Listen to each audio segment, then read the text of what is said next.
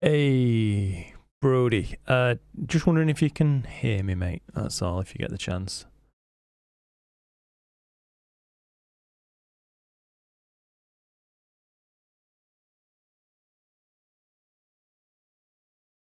If so, I think we're good to go.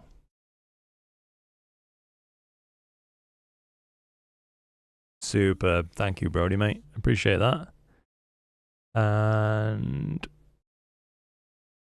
just set up the last bit of the stream. Catch up with the chat. Pete, Brody, Jay, Jesus Christ is in the chat as well tonight. We are touched by Jesus. I'm not taking Mick. Sean OD, Sorab, Derry. How's it going, guys? It's nice to see you all. Just thought a few clear hours ahead of us. I've been banging some serious time onto the Eagle Nebula over the past few sessions, so I thought this probably looks like it might be our last chance. Let's try to finish it off. I've got about 200 subs that we can use, so I think everything's just about set up on here. I can switch. Yeah, basically I need to set my sequence off, let this thing slew, and I can keep an eye on that. What we're going to do anyway, after everything's up and running, take a look at the Discord, go through some of the image submissions, see what people have been getting up to, because there's a big backlog on that I need to start working through. You just get the chat panel visible so I can actually talk to you guys properly. Danny, Astrostreetum, Astronakis, Ardsley, how's it going, guys? Bless you, my son. Thank you, Jesus. It's going to be a good stream. Been blessed by Jesus. How's it going, Nexi? Good to see you as well. Scott and Derry, shooting NGC 7000 while building Lego. Not bad, mate. Enjoy. Yeah, nice way to spend your Saturday night, innit? So, for those of you who've missed a couple of streams, what I've been working on, allow me to just pull up the files for you. Mainly, anyway, so far has been my M16 project, which is looking something like that. So this is 98 minutes that we got on the first stream, and since then I've like pretty much quadrupled that time. So you know, we're really going for it now.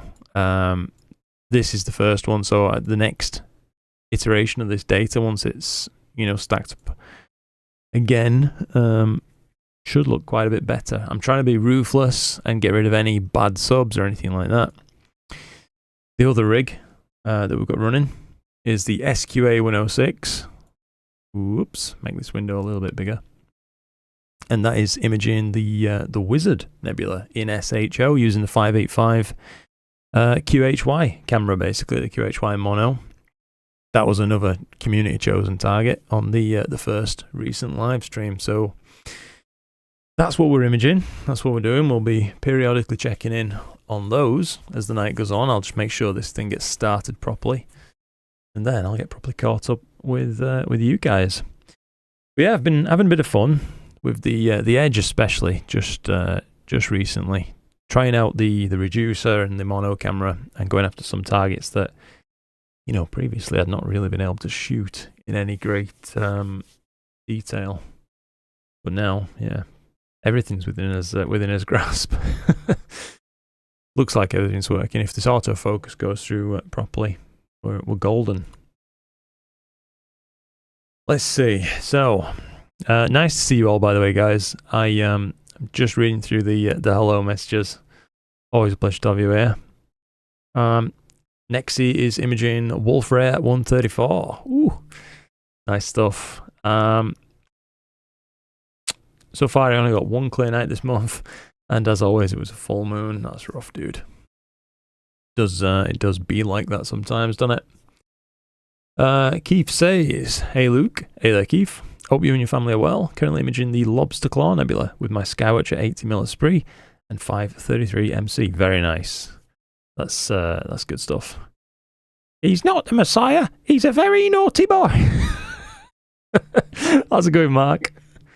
Got some M16 data though, practically through daylight. That's good, mate. Yeah, I mean, that's one of the things that's driving me to just get as much as I can on M16 this time. It's the first proper year I've had a chance where it's been clear, and it's as high as it gets, basically. So yeah, going after it. Have you got out a permanent astronomical twilight yet? Good question, Brody, and very much a no at this point in time, bud. Yeah, we're still stuck in permanent twilight. It's even worse, of course, though, still as you go further north this time of the year. But yeah, if you look, there's no black bar in there, unfortunately. Looks like it's going to be a nice V curve, so we can trust that. 9 more days. Is that when it's back for you? It's bloody hot. It has been really hot, hasn't it, Derry? Yeah, it's it's been pretty rough. I'll be honest with you, I've been just sheltering inside with we bought like a freestanding air conditioner and just stick the pipe out the window and yeah, take refuge. I'm not so great in hot temperatures. Jason, actually, no, it wasn't Jason, was it? It was Isaac, I think. The other night was basically telling us it was 48 degrees in Arizona. Joined in the chat, and geez, man, I just think I'd perish in that type of temperature. Milkman, good to see you, dude. Hope you're doing well. I certainly am, mate. Yeah. Hope you're keeping well as well. Dadesh from Greece. How's it going, mate? Waiting on some clear skies still, says Milkman. Fair enough, dude. Hopefully they'll come your way soon. Imaging NGC 7008 would be an interesting target if you've got a big focal length. Let me just... Actually, I'll put it in the framing wizard just so we can see it. NGC 7008. So, yeah, it's well elevated.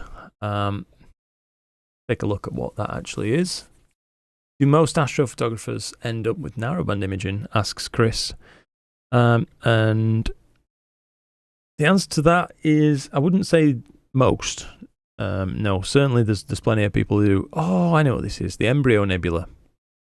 That's what I know that as. Having a little bit of a guiding wobble on this rig for some reason. Some serious oscillation. I will manually choose another star. If that thing settles down. But yeah, the embryo, I actually got a decent shot of that a little while back with a one-shot colour camera. As it happens, I can try to find that if you'd like to see it. Just give me 1 second. God, I've got so many files on this bloody PC. It's getting hard to like navigate, you know what I mean, and find the things I actually want to see now. Definitely got an image of it though. Bear with me one moment while I try to find that. It's relevant. Let's also check out over hard drive place. I need to get a little bit more organized with this, I'd say.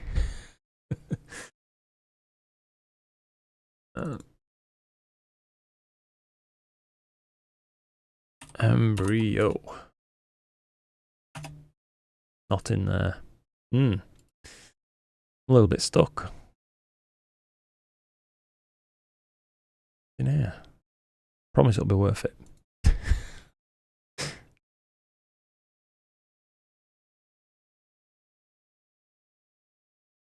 Right.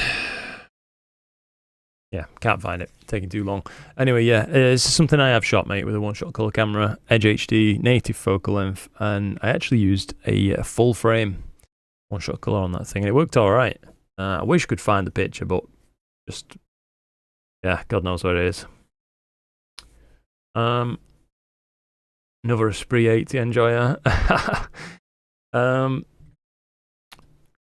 But yeah, Chris, that were an interesting question. Do most end up with narrowband? I think depends on the time of the year sometimes as well. During the summer, there's just never ending, like narrowband targets, for example. But let's say galaxy season, slim pickings. So you really want to be shooting at the very least LRGB, you know what I mean, if you've got a mono camera. But I think during galaxy season, a one-shot color camera is also very useful, at least especially in the UK, where particularly at that time of the year, you often end up with not that many clear nights. So you get projects cut short, weeks between adding data to projects and things like that. And just in my case, I prefer one-shot color for that kind of shooting scenario. Michael, hello, Luke from Northern California. Hello there, Michael. Good to see you, mate. Let me just pop open the Discord, and then I can get the chat open for us as well. It looks like the first subs came in now. Yeah, the second as well. So we're doing okay. That looks fine to me. About as good as the other subs have been. It's going to be another decent night of data, I hope. We'll just leave this to do its thing. Minimize that. Pull this across. Right, I've been making some efforts to try and clean up my desktop a bit, but to limited success. I'll admit. Let me try to catch up a little bit with chat. Ram, Abraham, how's it going? Johnny says, after cable management and testing, you're shipping your setup to Starfront. Nice, mate. You probably must be very worried, yeah, about packing things. I know that I certainly would be. It's a long way to go, at least for me, that's for sure. I've got friends who live within like driving distance, so they've been able to just take their rigs like manually, but yeah. Missed 7 minutes of the stream. Oh, we're just getting started, buddy. Don't worry about it. Last stream I did a couple of little quizzes, basically, and I think people enjoyed those, so maybe I could rig us up with one more of those as well if you guys would be down for it. Matt Draxler, good evening. Good evening, Matt. Hope all is good with you. It is, mate. Yeah, thank you. Hope the same for you, of course. Marcin, hello from Poland. Hello there, Marcin. Nice of you to come spend some time with us, mate. Simon, I'm sorry about no warning against Simon. This truly was a spur of the moment, last minute decision to go live. We're actually, like, Chloe and Felix are asleep on the pull-out bed just over here. And Chloe, before going to sleep, said to me, why don't you go live for a bit? I won't mind. So, yeah. Thought, go on then. Let's do that. Let's see. James. Howdy, Luke. Nice to see you again. Nice to see you too, mate. Thank you for coming and spending some of your time with us. Mike, 1959, 33C, while I was doing the yard work in Houston. Damn, that's warm, yeah. To be honest, it was...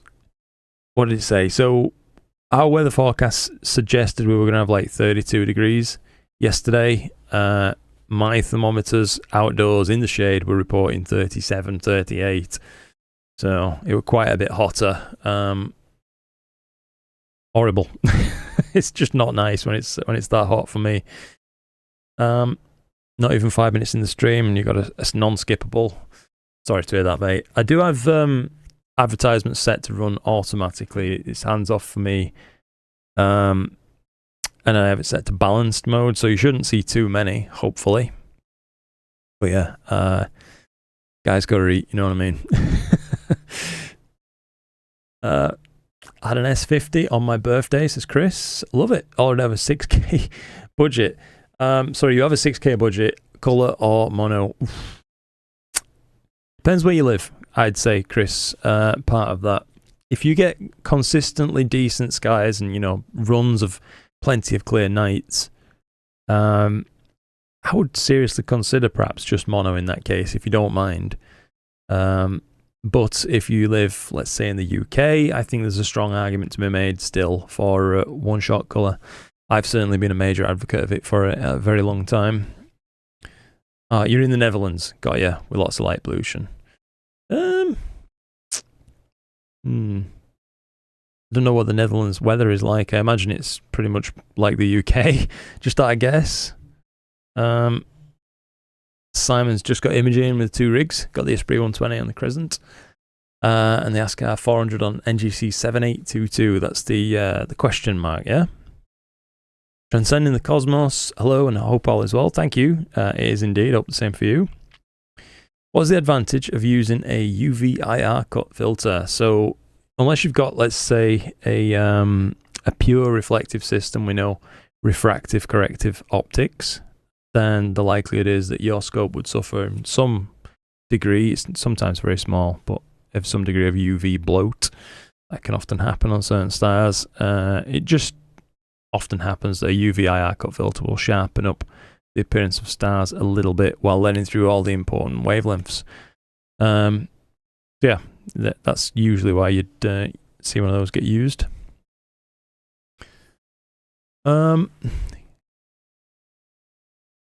Keith Hansen, how's it going, Keith? Nice to see you here in a live stream, mate. Hello from Montana. Hope the little one is doing well.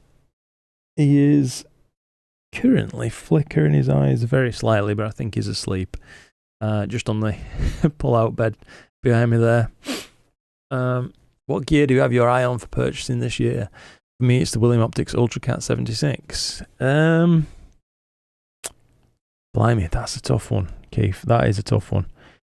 I'll be honest with you, I would love to have a large aperture scope, a very big one, if possible, something like a 20-inch, 16-inch, something like that, Dobsonian, with GoTo and tracking, etc. I think that'd be a lot of fun for lucky imaging and planetary, particularly, which would be nice.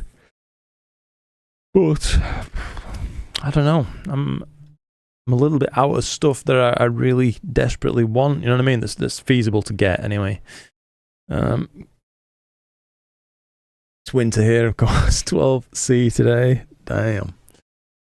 Greetings from Canfield, Ontario, Canada. Nice. Swearing in the Sky by Randy Reese. What a name.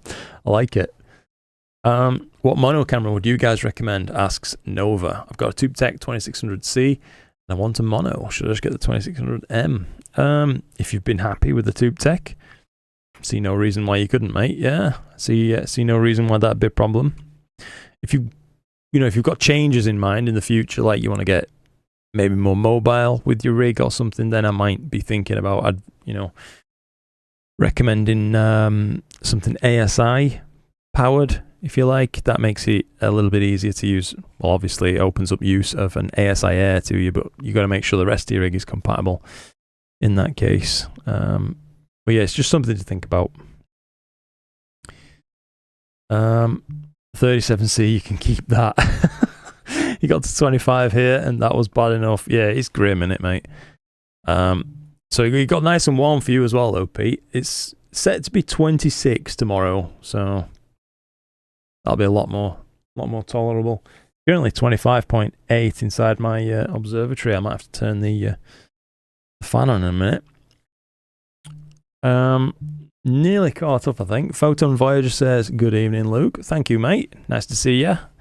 Paul Carr, hi, Luke. Didn't really get much imaging time early in the year or time to watch many videos. Are you still using Player One? I am indeed, mate. Yeah, I use everything, to be honest with you. I've got a QHY camera, a Player One camera, ZWO cameras. About the only thing I don't have right now is a TubeTech camera, to be honest. Sasha, how's it going there?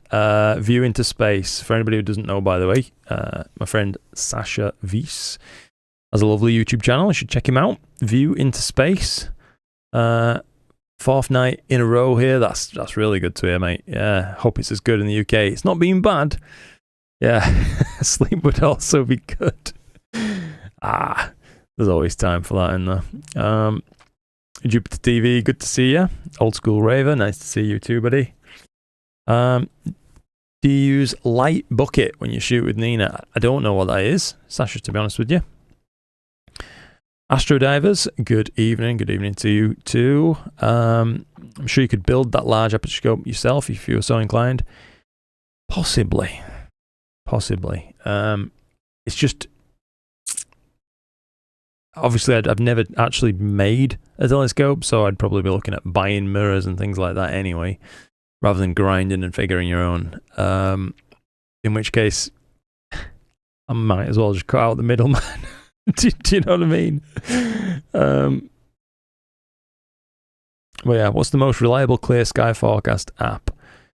Good question, Chris. I use our main meteorological service over in the UK called the Met Office, and I don't really take too much into consideration their main forecast, but I do use their satellite footage effectively, if you like. It shows you what the position of clouds are, and you can roughly extrapolate what's going to happen if you're familiar with your area anyway, which I'm assuming that you are.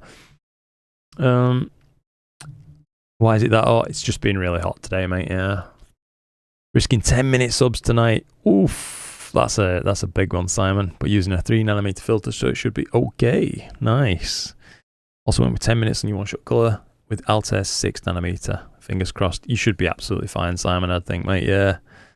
I had to find the time with a new little one. It is. That's very fair to say, Mike. I think one of the things I underestimated is just how much work, it is being a parent, and I think it's also fair to say that Chloe's actually doing more than me. Do you know what I mean? She's got that magic touch. Sometimes, like, if he won't settle, there's nothing I can do about it. He's got to have his mum. You know what I mean? Everybody can see what you're shooting. So that's what it is. Light bucket. Got ya. Yeah, I can't say I've ever tried that, Sasha.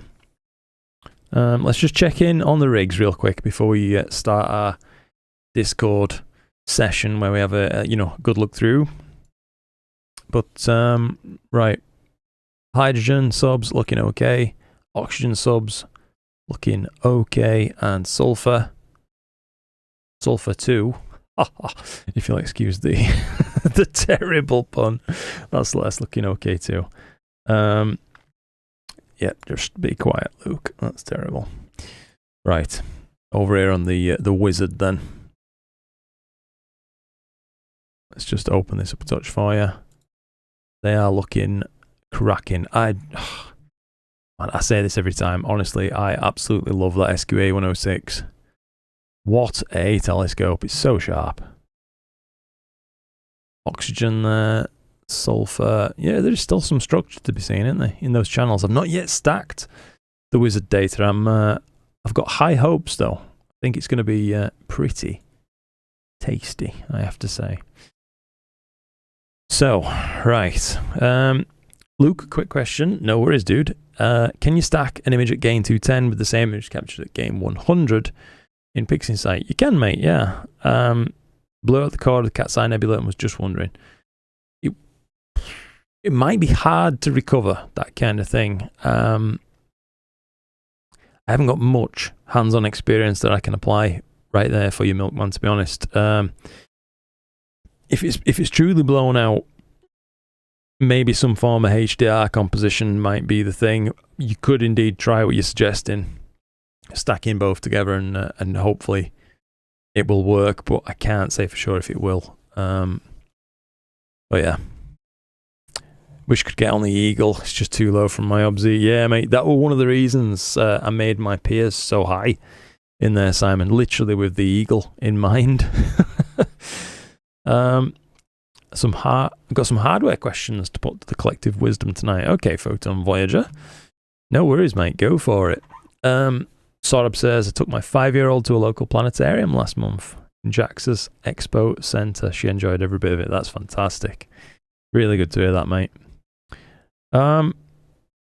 So, what we're going to do, I'm going to figure out where I last left things off. And I will just start going through the images and doing some things I like, things where I think, could be improvements made, like we usually do. I know that people submitting their images to this are generally used to the process now, so, I think if you're uploading here, it's probably usually implied that you're ready for some some feedback. Oh, crikey. Jason, 20 memberships gifted. Thank you so much for that, Jason. That's really, really kind of you, mate. Blimey. What a way to kick off, eh? Just as we were getting started. Thank you, Jason. Bloody hell, mate. Hand on heart. That means a lot, mate. Thank you. And welcome aboard, by the way, all the new members. Thanks to Jason. Crikey. We've got a few members now. That's for darn sure. You're a legend, mate. That's superb. Thank you again. I do appreciate it. Milkman was just saying, okay, thank you. Just didn't want to start over again. I hear you, Milkman. I am concerned that you may be a bit stuck on those subs where it's totally blown out, but like I say, I can't say for sure.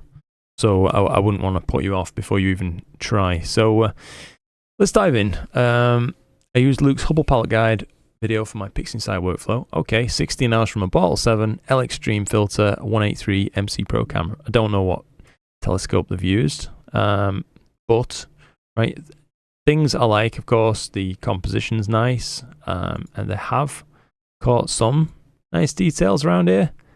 Oh, crikey. Casey coming in hot as well now with 20 more memberships gifted. Oh my god. Jeez, guys, thank you so much. That is incredible. I really, really, really can't say thank you enough. I do mean that. Welcome aboard, all the new members. Thanks to Casey and Jason. That's absolutely awesome of you guys. It really is. Michael Verolini says, Luke, any recommendations for a refractor in the 800 to 1000 mil range? That will depend on your budget, Michael, basically. So you just let us know roughly what you're working with, and I'm sure I've got something to recommend, and I'm sure people in the chat will too. How does the Discord thing work? Do people post photos for you to critique? Generally speaking, mate, yes. Unless someone says they don't want critique, in which case, obviously, I am more than happy to go with whatever people want. But yeah, so there's multiple channels in this Discord, you know, there's where people can try to find help and things like that. Posted Astro gear, so if you've got something new you want to show off or whatnot. But the Astro Images thing has generally all been about, really, I think what it all circles around is people having the chance to learn from one another. And it's only really possible with tons of data from lots and lots of people being put in there, you know what I mean? So yeah, I mean, everybody uploads stuff, no matter where they're at in their Astro journey, what their images, what stage the images are currently at. It's all important for us to be able to go through and look at, because it'd be no use, you know what I mean, if all we look at is APODs, that kind of thing, just the best of the best of the best all day, every day. Let's face it, most of us aren't at that level, so you need something a little bit more relatable that you can actually learn from and apply to your own astrophotography. You know, that's not to say though there isn't some incredible images on here, because there's tons of them, more than not, to be honest. Yeah, thank you for the gifted sub, legend. They are, mate, they're absolute legends. Thank you again, Casey and Jason. Superb chaps, really, really appreciate that. I thought you left us. Not at all, Steve. No, mate. Let me just get an invite for the Discord for people. I may as well just leave it as a 7-day invite. It's fine. It's going to expire anyway. It bloody always does. But if you wish to join the Discord, check the pinned message pinned to the top of the chat panel. You should see it where I'm mousing over up there, basically. You can click that, join the Discord, and post your images, basically. It works all right. There is a bit of a backlog, as you can see, but we're going to start trying to work through them. Post images in the Discord. Yeah, like Mike says there, that's perfect. So range 2 to 4K. Is that dollars, I'm assuming, Michael? I'm just trying to think now. I had an ASCAR 120 Apo. Really liked it, and I thought it was incredible for the money. So have a look at those. They're 860mm focal length natively. I'm just trying to think if at the 4K end of your budget, whether you could get a 130 PHQ, or if that's just outside of that budget. I'm not sure, but that were a lovely telescope. The only thing that let me down a little bit with that scope at the time, maybe they've changed it by now because I was very early to review one of those, was the reducer, basically. Oh, crikey.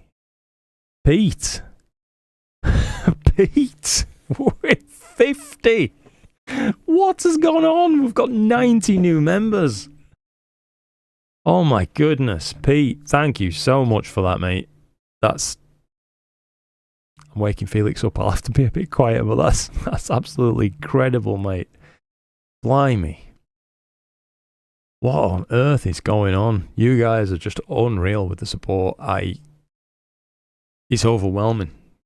It really is overwhelming, to be honest. How could anybody get used to that kind of thing? That's incredible. Thank you so much, chaps, all of you, and I really do mean that. It means an awful lot to me. Pete's the goat. Pete's got a camera named after him, man. You know what I mean? Let's be real. if we just find it, hang on. Oh, is Skycam down? Well, I'm sorry. I was going to show you Pete's cam, but Skycam is currently down. We'll have to sort that out for the next stream. But yeah, Pete is indeed the goat. I mean, rotation. Not sure what that is, but yeah. Thank you for the gifted membership. Yeah, it's these chaps, dude. They're incredible. Thank you all again. What can I say, chaps? Honestly, hand on heart, it means an awful lot to me. You know what it's like. Nothing's getting any cheaper these days, is it? So the support is just, it really is welcomed. Hey, I've got a bone to pick. You have so many members now that I can't see my name anymore. I'm sorry about that, Steve. What a nice problem to have, though, eh? Maybe I need to figure out a new way to do the credits on the longer videos. Yeah, Pete coming in hot. Photon Voyager says, first question, I just got a Melee mini PC and I'm wondering if anyone is using a DC jack to USB-C cable to power it. Ooh, the plan is to power it from the SV241. Interesting question. Could potentially use a 5.5 to 2.1 to 2.5 adapter from one of the Melee.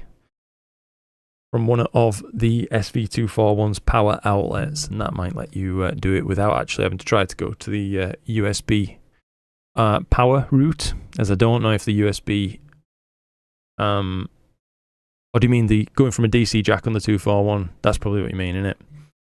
Yeah, I've not tried that. Both rigs are working nicely off the bed. Congrats on your new membership, Luke. Thank you, Simon. Appreciate that, mate. You have a good night's sleep, buddy. Oh, that's good. Alarm Gear is saying that they've used it, no issues. Superb. I will try to get through a couple of images. Yeah, so yeah, things I liked. Composition overall, so framing, focus is tight, detail is overall good. Star sizes are good. Things that I think could be worked on a little bit is colors. Overall, pushed a little bit towards brown, more than either reds or yellows, so it's left it a little bit undefined in some regions. The blue I think is nice in the core, and the last thing would be some small amount of green over most of the image, but it's particularly apparent around the cluster at the heart of the rosette right there. You can see those brightest stars do have a little bit of a degree of green over them. That's stuff that I think is easily actionable and working, able to be worked on. Last thing probably would be a slight drop in the black point of the image to get these background regions a little bit darker. But yeah, overall, nice shot, mate, and thank you for sharing. Try to see my name, but it goes so fast. It sends me into a seizure. Bloody hell, mate. Where were we? Here we are. Nope. No, we're not. We're past this. Crikey. What's going on? I've lost where we were. Have people posted a load of new images or something and it's pushed it down? Sorry about this, chaps. I will try to get caught up. Missed this, apparently. Filio. First test image with my new mono camera, TubeTech 2600mm, 3 Redcat 51, 4 hours and 40 minutes of data in SHO. Whew. Nice, yeah. I love the coloration that you've got, and the detail on display is very nice too. A good indicator of resolution on the elephant's trunk in particular, especially in a wide field shot, is if you can still split this tiny little pair of stars right there, and you can. So, you know, that proves to me obviously that you've got everything nice and tightly focused. There are some artifacts going on in the top left corner of the image, really across the whole top left in general, but it's not that disagreeable. I like the amount of contrast you've achieved in the Bok globules and these flecks of dusty nebulosity. That really adds a feeling of depth to the image. That's really good. The only things I'd change perhaps would be to try to figure out what caused that that texture, that artifacty texture up the top right there, and sort that if possible. But other than that, I think it's you know, it's a nice shot, and there's nothing too much to worry about overall. So good stuff. Why do we keep getting flicked along? Something's definitely going wonky with this. I just posted one. Yeah, not at all, mate. No problem. Please do. Which image did you start with, Luke? I try to follow on Discord so I can bring them up and listen. Got your mic. Oops, hang on. Let me just... My legs are going dead. And I didn't realise. We're off to a good start. Would anybody like... Oh, I have fun, but I have to run. See you, Luke. Kiss the baby. Oh, will do, Casey. And thank you again, mate, for your support. You're absolutely a legend. You truly are, buddy. I do appreciate you. Thank you. I will just ask you, would you like to have a little bit of quiet background music on, or do you want me to just leave it off for tonight? I will quickly poll you. Music. Doosh. Let you guys decide for a few minutes.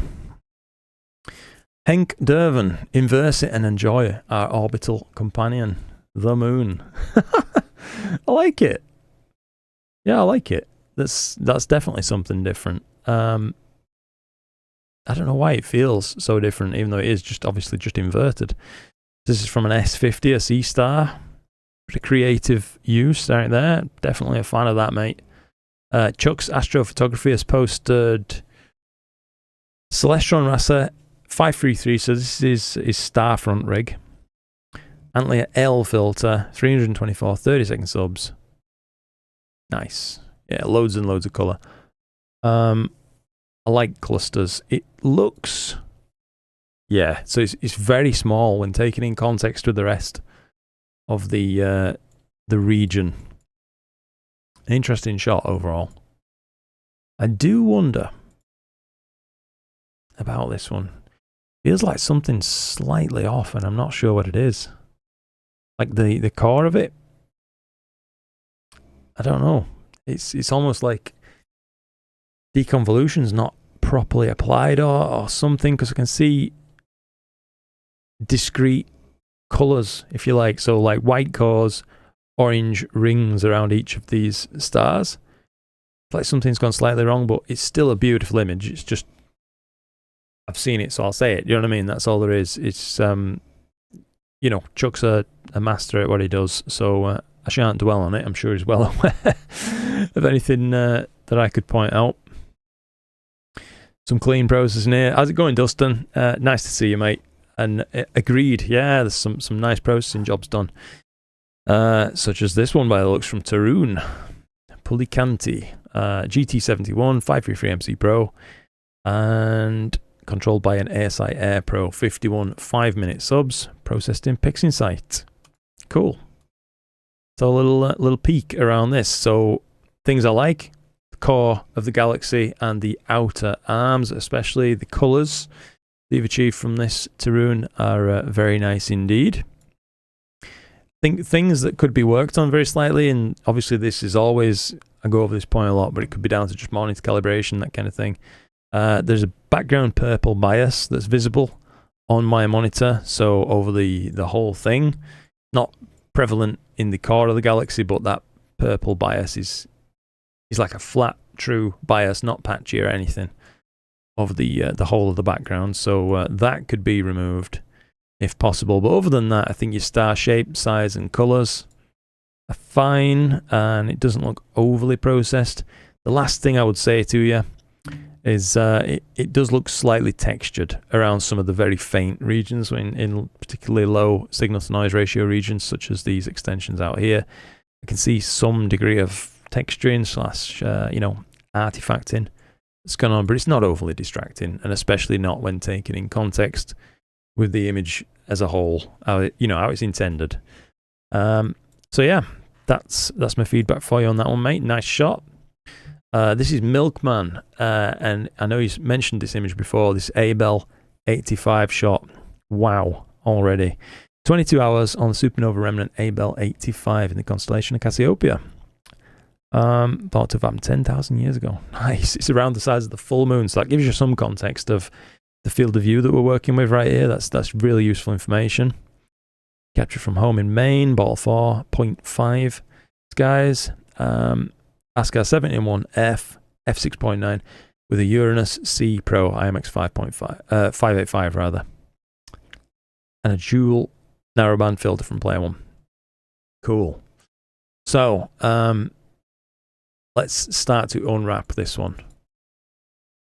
When taken in context, zoomed out, absolutely beautiful. The things I would work on personally on this. There is a green bias to much of the background regions, so where there's nothing present, no HA, no O3, which is making me wonder almost if this was shot during moonlight. Can't say for sure, but that, you sometimes see that kind of thing in dual band data captured during, full moon periods, etc. Or even when there's very high, thin clouds, that can sometimes cause that kind of effect. The other thing I'm noticing is there is a degree of texturing going on that almost looks like bump mapped, for want of a better descriptor.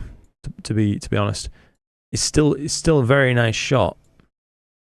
It just feels a little textured, strangely. I don't know how well this is coming across on Discord for you guys, but it's there. The reason that makes it stand out is it appears to be irregular with some of the other features that we can observe in the image, such as, let's say, this core region here and here, which look relatively untouched.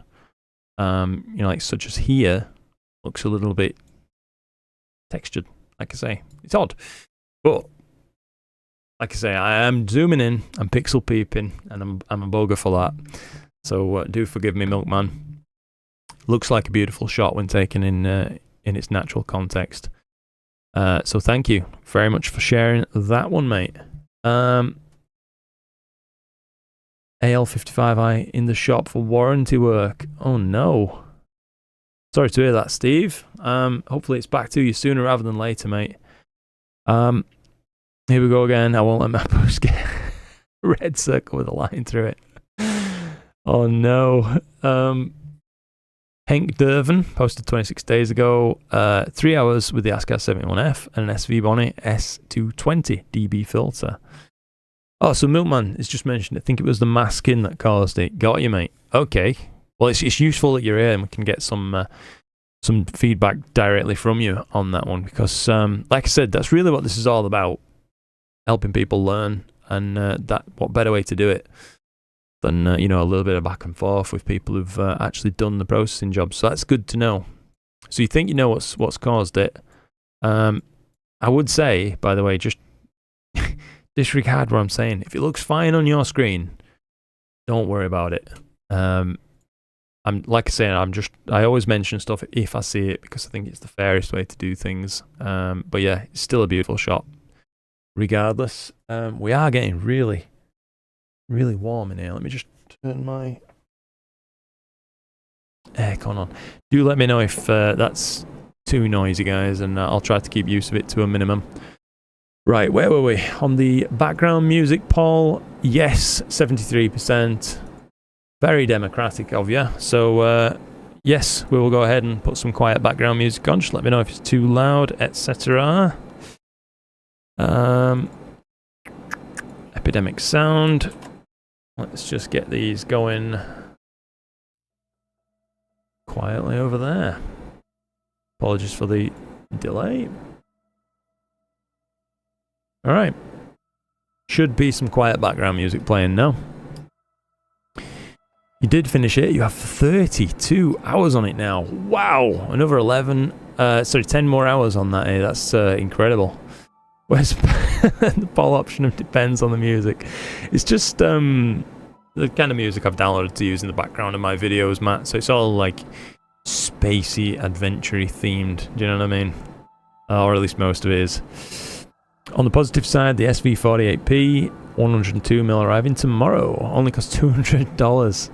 Blimey. Any coma corrector field flatness suggestions? If they have a matched one that's available, Steve, that would always be what I'd advise.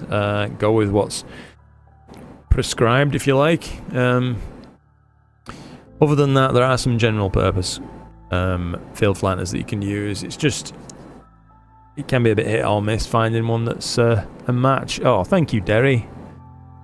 That's very kind of you indeed, mate. I appreciate the support. I really do. Impressive noise cancellation on your mic. I'm glad to hear it. When you stop talking, music will probably mask it out. Good to know. Thank you for that feedback, Mike. On my mic. Appreciate it. Hello from China. How's it going, Lubo? Nice to see you, mate, as always. Only clear night of the summer, and it's a full moon night. Blimey. Unrelated question, Lubo. I've been seeing on social media that a lot of China is flooded. Is that right? It looks absolutely terrible from what I've seen. I'm just wondering why it's not being reported on mainstream media, that's all. Right. Anyway, we're on with Henk Derven's shot. So 3 hours. Ascar 71F. That's a very popular scope, by the way, I have to say, and with good reason.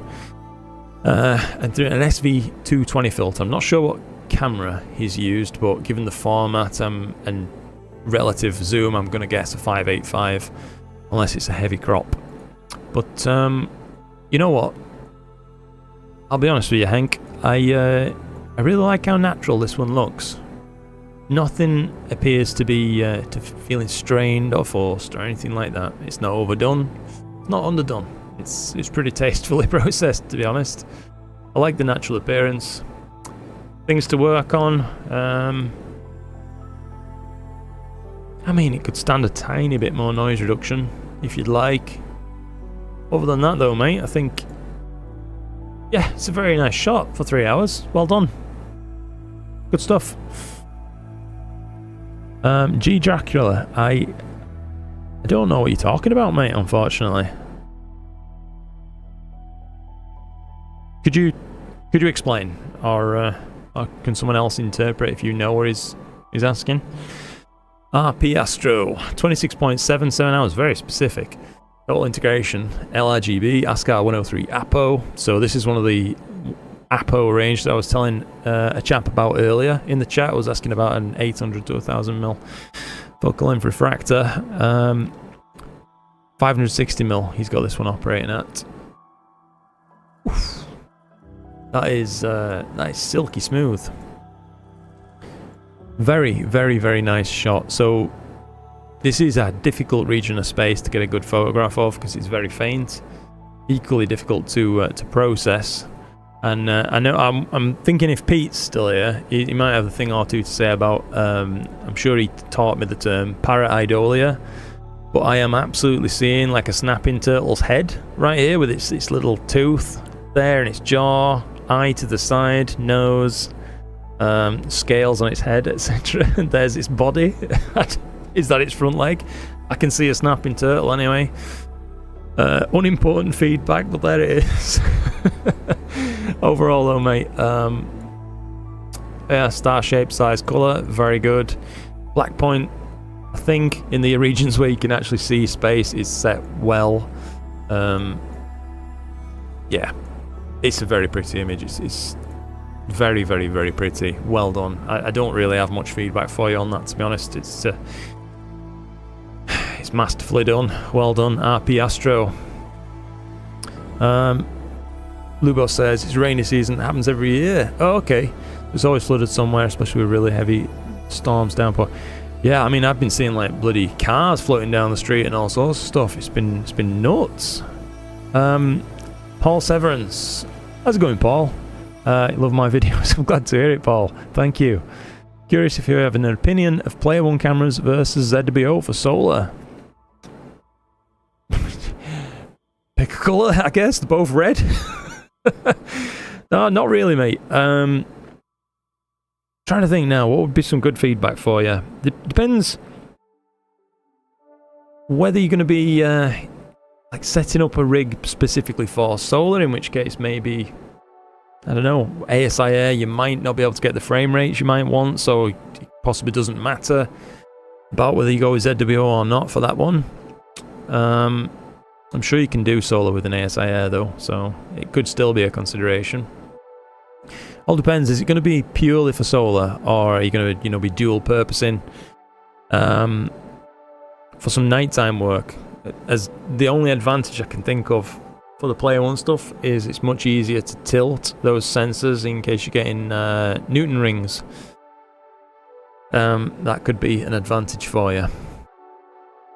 Parrot Idol, yeah, for the win. Yes, indeed, Pete.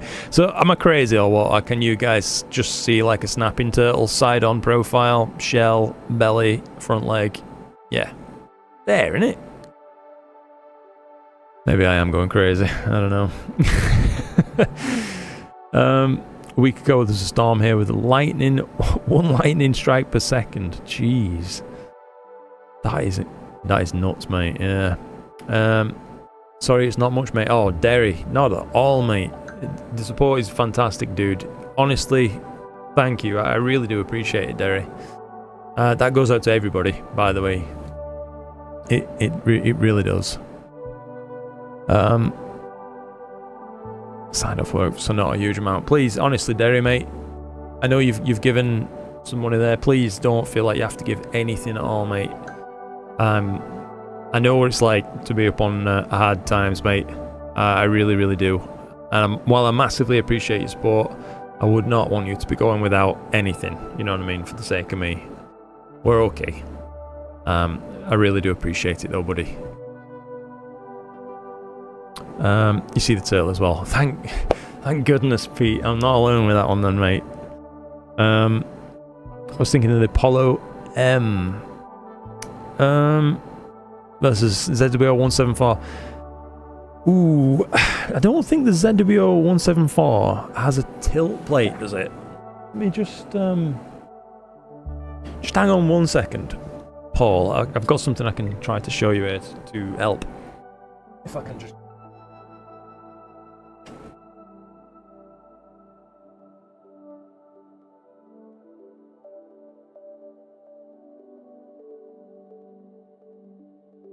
Crikey. Ooh. Don't want to wake him up. Right. So, you're thinking of the Apollo, Paul. So, one of the advantages on the solar cameras for, you know, Player One basically is they've got these built in tilt plates. So, you can see these set of push-pull adjusters on the front. I know that effectively they're wrong way facing on this, but it won't matter because you're not going to have it connected to a filter wheel most likely for solar, I would imagine.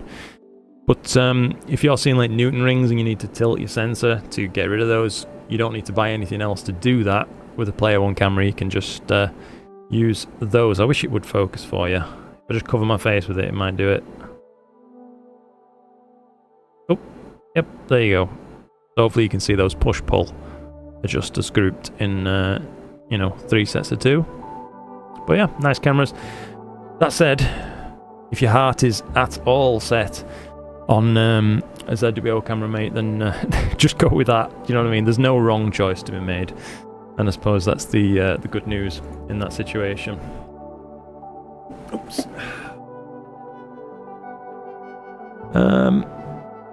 Okay, I can just knock off the unit for a bit there, get rid of some background noise for you. See a shark in that dust cloud. Yeah, I think it is the dark shark, innit? That's its actual name. Yeah, I can see a shark too, I suppose. Yeah. I can see a lot. ZWO can connect directly to your phone without an SAR and capture it without anything else. Interestingly, I did not know that, Lubo. That is new to me, dude. So that's a new thing. You like that moonshot, dear Derry? Yeah, that one. Hang on. Would you believe it? My dad picked me that up from a car boot sale that he went to. He found it. Someone was selling it for 20p. So yeah, he snagged that. Cosmic Ray. When you critique Felix's first finger painting, he's going to throw burnt ombre. Hey, Ray, since you're here, I do want to say to you, I'm sorry, mate. I think a couple of live streams back, I think I'm remembering I got a little bit snappy, perhaps, about something you said. I'm not sure, but either way, anyway, if I caused you any discomfort with that, mate, I'm very sorry. Didn't mean to. Yeah. Just thought I'd apologise, mate, as I felt a little bit bad about that. Right, we're going to take a look at Richard's astrophotography. Taking me a Racer 8 533 MC Pro, which worked perfectly from the word go when I picked it up secondhand about 3 years ago. That's handy. IDAS NBZ on this thing. Setup is a joy to use on your peer-mounted AM5. Lovely stuff. Yeah, the Triffids are beautiful. Beautiful target. How long was the integration on this? I've missed it twice now. Oh, I don't think he said. So we don't know how long this one was, but guessing it's not ages, given it's an f2 scope, and you can still see, you know, some prevalence and noise creeping in. But it's, you know, it's a really dramatic shot. I have to say, I do like it. Looks like I don't know whether we're seeing cable diffraction or maybe one streaked sub has got into the stack potentially there. I don't know, but it could be worth having a look at your subs for that if it bothers you. Things I'd change if you want that feedback. The things I like, by the way, is the framing. I like that it's actually a little bit off center and you've got this nearby cluster in there. You know, that works for me. Things I would change perhaps is the black point is very slightly low, and overall think the image could be a touch brighter for much of the darker regions, not just in terms of black point but in terms of stretch. I think some of the dust around the Triffid there could be stretched out that little bit more, but I appreciate a lot of this is down to personal taste, so if you've stretched that to the point where you like it, Richard, then, you know, disregard. No soup for you. Good to hear you're okay, mate. Evening all. Sorry I'm late, been tinkering with the mount, says do you control. Ooh, good tinkering or bad tinkering, mate? We need to know. M27, scroll to the bottom for the most recent edits, etc. Okay, so this is his first edit. This is Neovo, Ed. First time using a 6-inch f5, I believe I read just as I was skimming there. You can see some of the outer nebulosity there. It's got like butterfly wings almost on the dumbbell. In deeper exposures you can see that. So that's like a wilder coloration. Saving the PNG has messed with the black point. Yeah, something's gone wrong with this one, of course. We can see a large gradient, etc. Gradient's lessened on this. Let's just see a little bit further on. So I think of the edits supplied,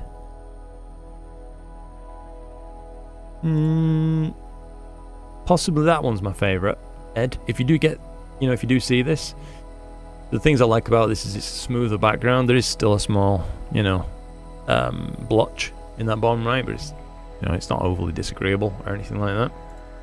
But the star colour on this is well preserved. It looks, you know, it's a colourful background sea of stars, offering some context to this otherwise quite small nebula that's, you know, a bit lost in a sea of stars there. The colour on the nebulosity is closest to what I'd like on this. It's still a little bit more towards brown than reds, etc. And the black point could stand a trim down just a touch. But I can see, I want to be, of course, cognizant of the fact that it looks like this has been a troublesome data set. I think we can say that, given the fact you've had to go a good few goes at it, you know what I mean? So I hope that's useful feedback. If I were going to work on one, it would be that one, to try to take it further. But yeah, nice shot all the same. Good tinkering, Dew Control says. Guiding area is down to 0.27. Oof. That's good, mate. Martin says, evening Luke, evening Martin. Not a bad night tonight, other than a bit warm. That's fair, mate, yeah. Jose, by the way, also said if you have a Daystar solar filter, I recommend the SV Bonnet SC432M. Got a tilt plate built in with giant 9 micron pixels. They're pretty big, yeah. Where we go? Oh, Cosmic Ray as well. It would be neat for you to comment where an image leaves science and is art. It's an interesting question. I think you'd probably entirely leave science behind when you take the data and make a scientifically dishonest edit to it, perhaps. And oh crikey, Nick, $299. What on earth? Mate, seeing if I can buy some nights with no clouds / rain. My equipment actually in order and less exhaustion. These are all very reasonable requests. Videos are always so helpful, as I had to completely rebuild my PixInsight machine and lost all my settings and installs. Oof. The pictures and base data were safely backed up. That's good to hear, at least, Nick. But blimey, mate. That's set the old heart racing in my chest. Crikey, buddy. Oh my goodness. Thank you so much. So much for that, mate. That's just incredible. Absolutely incredible. Do you know, I'll be honest with you, Nick.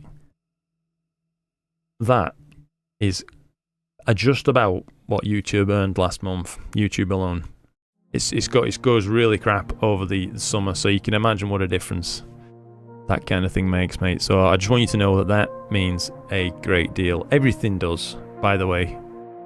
Everything does, and I really do mean that. But that's exceptional. Thank you. Have you commented on the Vera Rubin images? Vera rolling in her grave. Oh, I should hope not. I have not really seen the Vera Rubin images, to be honest, Cosmic Ray. We can take a little look, I suppose. Vera Rubin. First images that just came in, haven't they? First look. A little peek. Blimey, I don't really want to click anything just in case there's copyrighted stuff on there, but goodness gracious.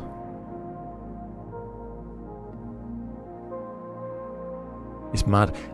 Is this the scope that scans like most of the night sky every night? It's pretty ridiculously fast, yeah?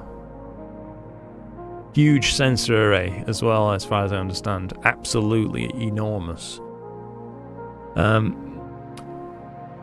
So I've not got much interesting to say, sorry. My brain's still a little bit shook by that. Bloody heck. Crikey. Thank you again, guys. And I mean it genuinely, thank you to all of you. So yeah, the Vera Rubin images. pretty incredible, I would say. If we just look at maybe the large, for example. Look at that. I will say, I'm sure I've seen some amateur images in this context look at least as dusty, although definitely not as detailed. But yeah, just nuts.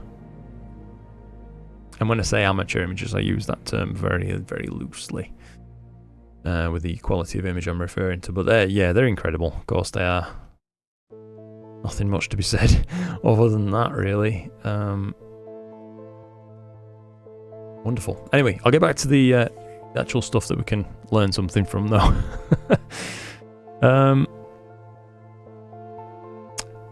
We were on the subject some time ago. Yeah, I don't think I finished answering Cosmic Ray, like where an image leaves science and is art. I mean, firstly, I don't know if it's an important definition, given that all of these are personal representations of data that's been captured. You know, does scientific integrity past a point matter? Unless that's what you're going for. But as you're asking the question, I'm assuming that it's important to you. In which case, perhaps it's better that maybe you tell us where you think the line is. As I'm pretty sure that wherever I say is pointless, because it's going to be different for all of us. Where you draw the line of it's gone too far and now it's just art. You know what I mean? Beautiful, by the way, this image. I'm getting off topic, but Richard Mack, Edge 925, 2600 MC Duo, AM5 and no filter. 2 short nights, one with a full moon. It's done a wonderful job on that. There's some really fine resolution down into the core. Black points set perfectly, I would say. Star shapes, sizes and colours.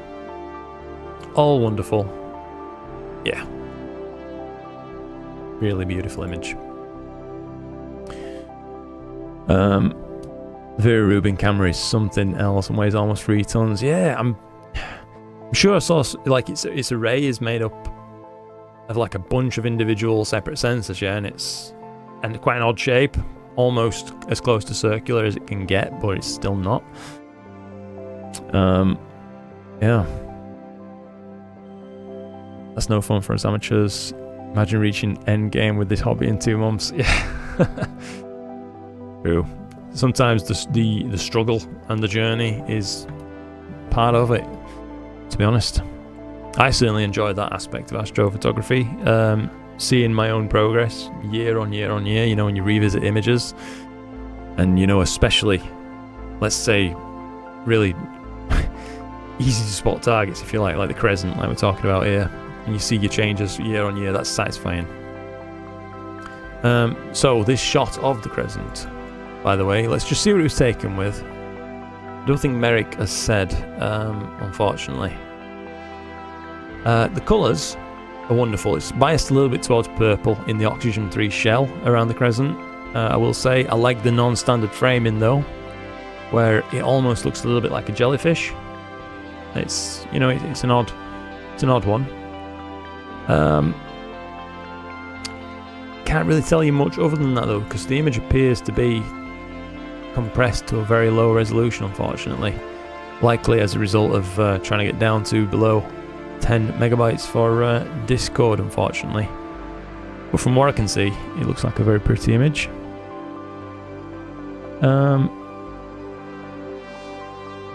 Cyril 1.4 provides a spectrographic process.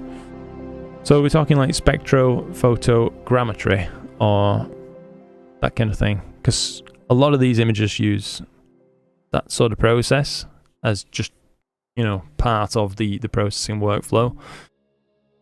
That's not to say that later processes don't pull it away from being true again though. But if that's what you'd call as your definition, that's fair enough, mate. RP Astro, sorry, I missed the write-up. Edge HD8, native focal length, IMX571, 33.9 total integration. Whew. 9 hours of HA is that as well. Loads of detail. absolutely tons of detail on display. These knots of nebulosity, of course, really amplified by the HA. Perhaps if you want some, so overall it's a beautiful shot, but I will give you some feedback, of course, as that's what we're here for. There is a light band along the bottom and the top, followed by immediately a darker band, so there is some kind of artifact gone on during background extraction on this image. I would say the left hand side appears to be unaffected and the right is very close, you know what I mean? It's very minor change. The masking in of the HA regions appears to have been very slightly too blurred, so you can see around the HA regions there's no fine definition to them. There's a lot of colour and intensity, but the regions themselves are quite globular almost, a little bit smooth and softened out. That could, I'm sure his data's fine given the rest of it looks absolutely spot on, so that could just be a masking thing as he's put that HA data into this image. The other thing I would try to do is when putting the HA into the image would be to be slightly more discriminatory with where it goes, as I do believe it's probably the inclusion of the HA that's pushed much of this shot, particularly the galactic core here into these spiral arms, pushed it away from being more of like a galaxy blue towards kind of a purple, if you like. But it's still very pretty image. I don't want to get away from that fact, but I can see, you know, happy Astros, they know what they're doing. So I'm going to try and give appropriate feedback. Kieran Williams, we viewed that one rather on a recent live stream. Oops, let me just try to adjust my chair a moment. Is there a gallery of spectrophotogrammetry correct images available, or spectrographically correct images, you're saying? That's a difficult one, Cosmic Ray. I don't really know. Can't answer that with confidence. I mean, I can't just say, like, go look at NASA's site, for example, because a lot of them, of course, are narrowband images, which are going to be wonky. I would have said automatically, just in order to make the composition of these targets visible. Chuck has posted M22. So this is with his RASA rig, Antlia L filter, 2 hours. So another quick shot on a glob. Interesting. Chuck seems to have been enjoying these globs just recently. I'm imagining maybe it was around a full moon or something like that. Don't know. Very pretty shot overall, and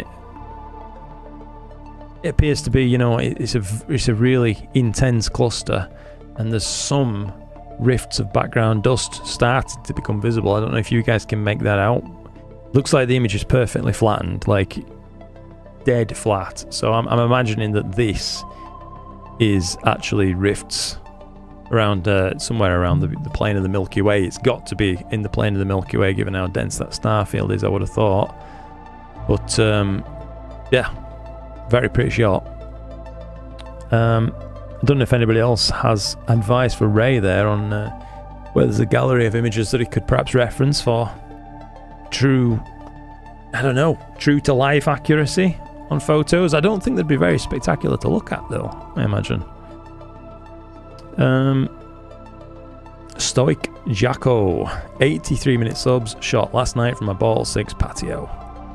2600 MC, 10-inch f4 Newt, big old scope, on an AM5, nice, and an L Ultimate filter, stacked in processing. Pixie site, found this very difficult to stretch, kept blowing out the core. Alright, well, I think you've done a good job of peeling it back, because I know that these regions are very, very bright themselves. So overall, mate, yeah, nice shot. Like you said, obviously it's not a very easy target to process while bringing out these very faint outer wings and not losing the core, but I think you've done a good effort out there, so well done. Feedback to offer. I don't really have much to say, to be honest, on this one. I think it's overall very pretty. Nothing striking my eye as being terribly problematic. I would perhaps say, I don't know, a bit conflicted. It looks like some of the regions of the core don't really represent how bright they are in comparison to these outer wings, so it looks overly flat maybe. So that could be something you could work on potentially, allow it to be fractionally brighter, but it would have to only be a fraction, I suppose, before it was blown out again. Nice shot though, all the same. Would you guys like, by the way, let me just would you like me to make a quick quiz? Happy to do another quiz, by the way, if you guys liked the last one. Feel free to vote, let me know. If you don't, we won't. If you do, we shall. No trouble either way. Guess science is too broad of a term. That's very fair to say, Mike. It's not cleanly defined, I suppose. Hubble imaging is a science based on narrowband and basically a version of SHO processing. Yeah. Luke needs a break. I'm doing okay for now. My throat's drying up a bit, but I do have some juice, so we're alright. Another one from Henk Derven with his 71F. Oh, and he does have a 585 like we suspected. 460 60-second subs. NGC 7536 keeps exciting me. Nice one, Henk. Well, I'm glad you're doing something you enjoy, mate. That's what it's all about.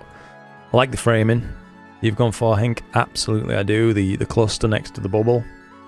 Really nice. Offers something to the image.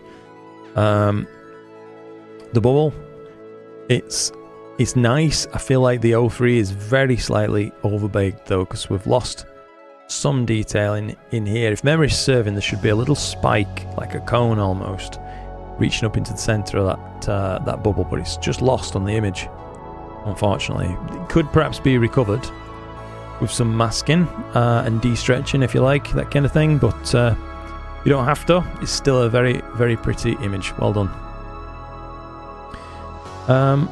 Unguided, yeah, it's one of those things. I take it for granted, Mike. I really, really do, mate. But yeah, a lot of people are running unguided still. I'm disappointed. This is all art. I don't know, mate. I think, yeah, to a degree, it is art because it's not following a set, rigorous, clearly defined scientific processing method. Do you know what I mean? There is some personal interpretation left into it, and I don't think science leaves room for interpretation, so by its definition it probably is art. I hope that flowed properly. But yeah. Steve. I'll be honest with you, Steve. I don't actually mind Trump that much. Louise C. Hi, Luke. Hey there, Louise. How's it going? Being made to stay up with my hobby on his telescope and watch you. Oh goodness, I'm so sorry. I feel for you.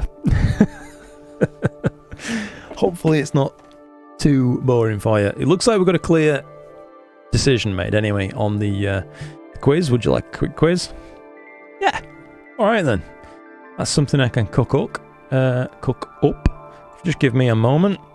If I could actually talk clearly for once.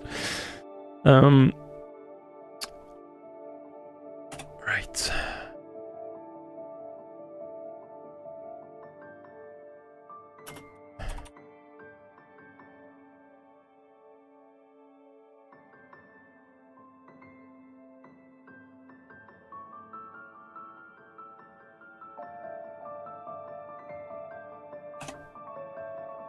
Right, let's see what we can cook up.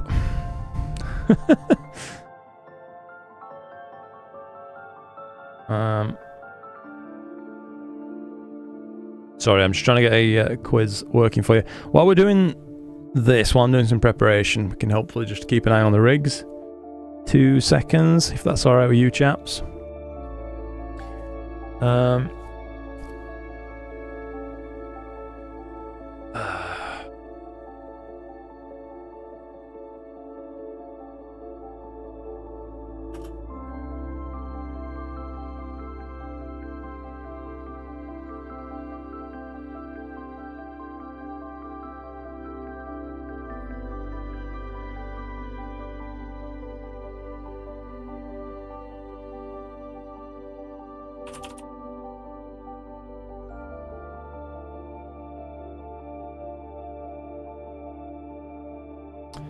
One second, sorry guys. I will do my best to get a quiz prepared for you.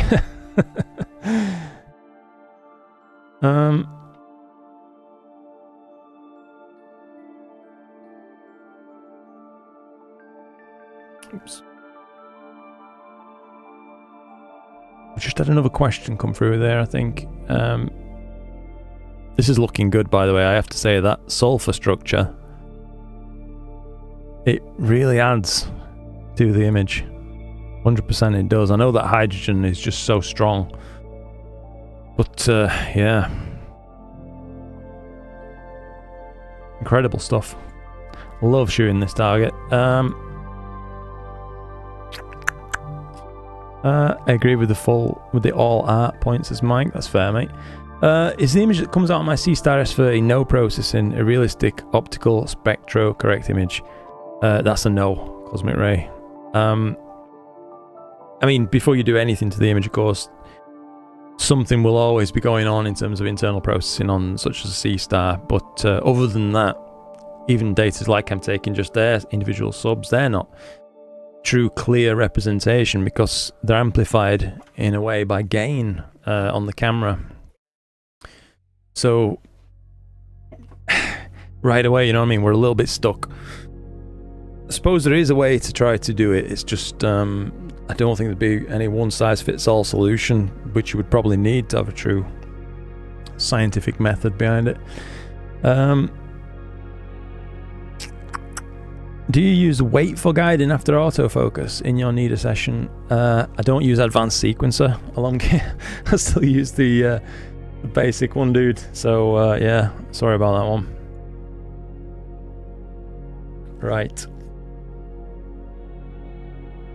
Hang on. Right, guys, we're going to break away a moment now and do the quiz. So, the answers are down to you. We'll go with whatever you say. Entirely up to you. So hopefully the canvas is on screen properly and you can see it. I'll just read out the questions. Poll the audience. So please, if you can engage, then please do so. Go through each question by setting up a poll. So A, B, C, and D. And I'll just start the poll and I'll read the question. You click on whichever answer you think it is. So what does DSLR stand for in the context of astrophotography? Is it A, digital single lens reflex, B, digital satellite location recorder, C, deep space low resolution, or D, direct sensor light receiver? Pretty simple question to start with. I don't know why this is just 3 questions, by the way. We will fire up another one in a second. But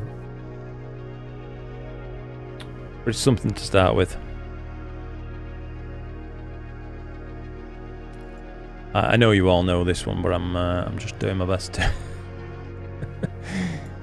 get something cooking here.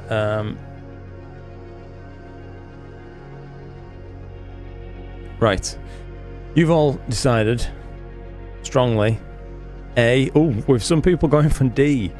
Okay, I'm guessing within the context of astrophotography it might be throwing you off a little bit, but we'll let it go for a minute or so. 22 votes in. The consensus is A, DSLR. DSLR is an acronym commonly used in photography and astrophotography to refer to a type of camera. Nice. I don't know why this is just 3 questions. Which lens characteristic measured in millimeters determines its field of view? A. Aperture, B. Shutter speed, C. Focal length, or D. ISO. And fresh poll, A, B, C, and D. It's down to you. I'm just trying to get a bigger quiz up for you.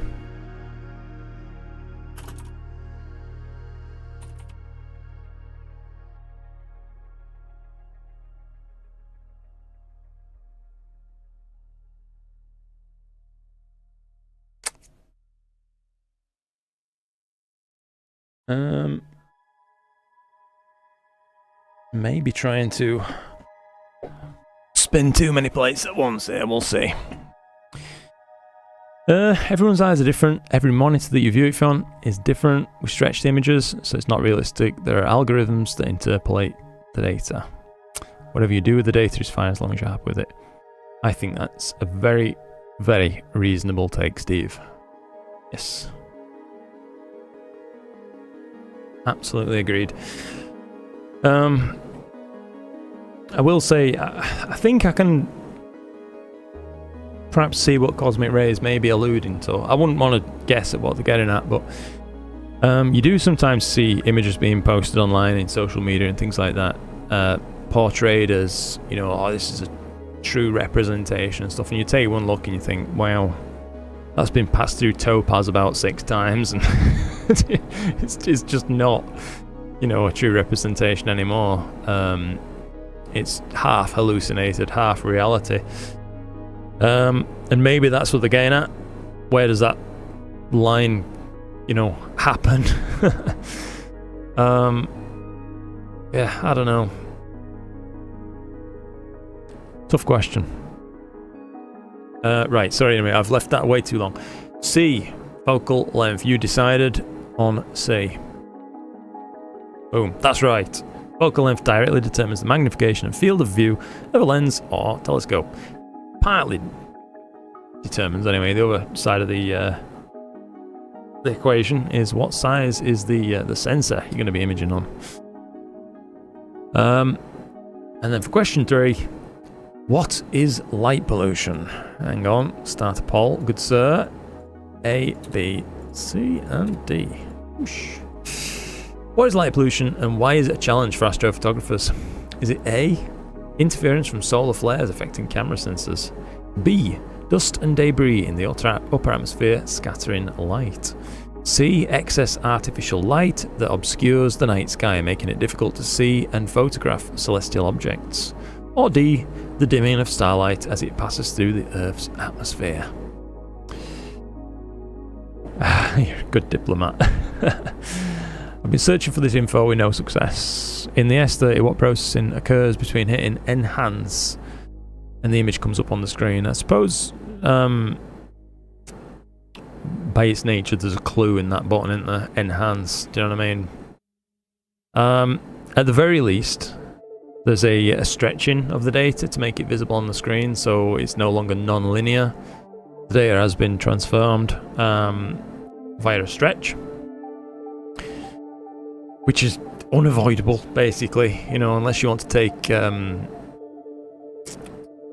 know, to what extreme do we take this? If you want to see a target without stretching it, you're probably going to have to take a 10-minute sub-exposure, do you know what I mean? Is that then equally realistic? I don't know, because your eyes certainly won't see it like that, even through a massive telescope. E, our worst nightmare. Yeah. As a Bottle 8 resident, I should know this, says Jose. Bottle 9 from Marcin. Oh no. Marcin. That's bad, mate. See, okay, I think you guys know this one, don't you? That's right, of course it is. 3 for free. Light pollution is caused by artificial illumination and reduces the visibility of fainter astronomical objects. 100% accuracy. Terrible quiz. My apologies for the lack of quality on that quiz. I'm trying to utilize AI to help me generate a worthwhile quiz here, but it's Yeah. A little bit of a tough one. Just hang on.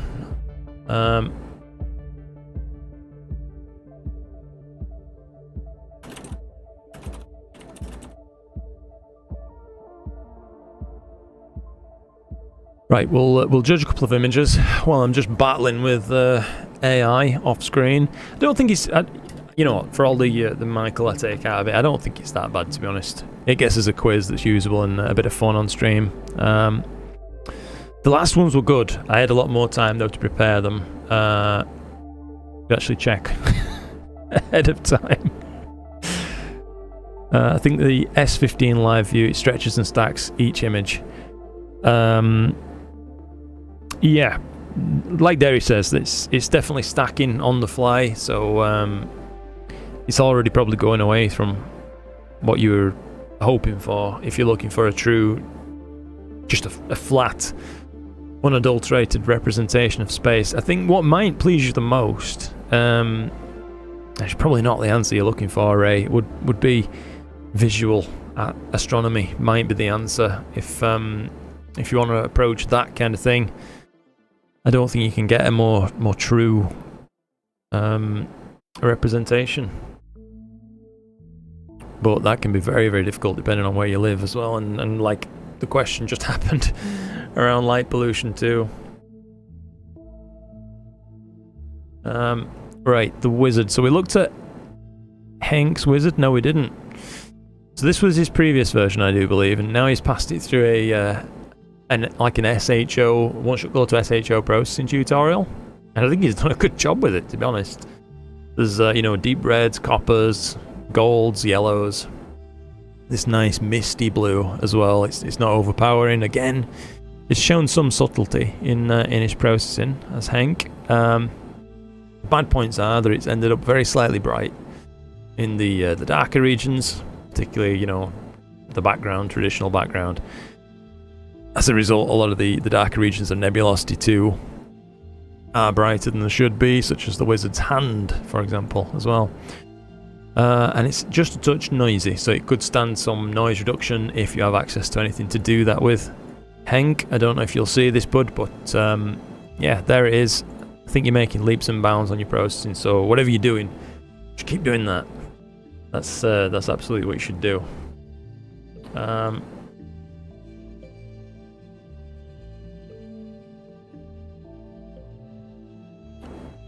You just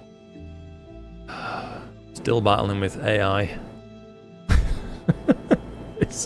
This is absolutely a nightmare. Oh god. Hopefully we'll get something from this prompt. Summer Hanks double stars were split nicely. Okay.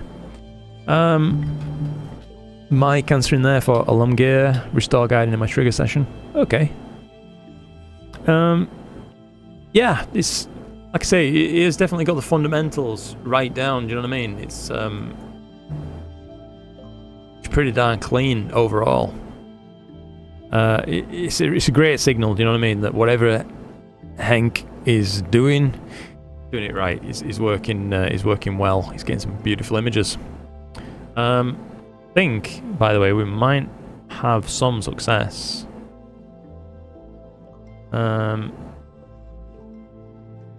Yeah. Alright. We've got another quiz lined up. 20 questions this time. Just to skim through the questions, make sure nothing looks wrong.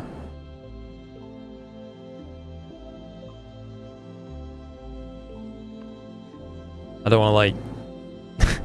well, I guess we'll all find out, won't we, if something's wrong, but...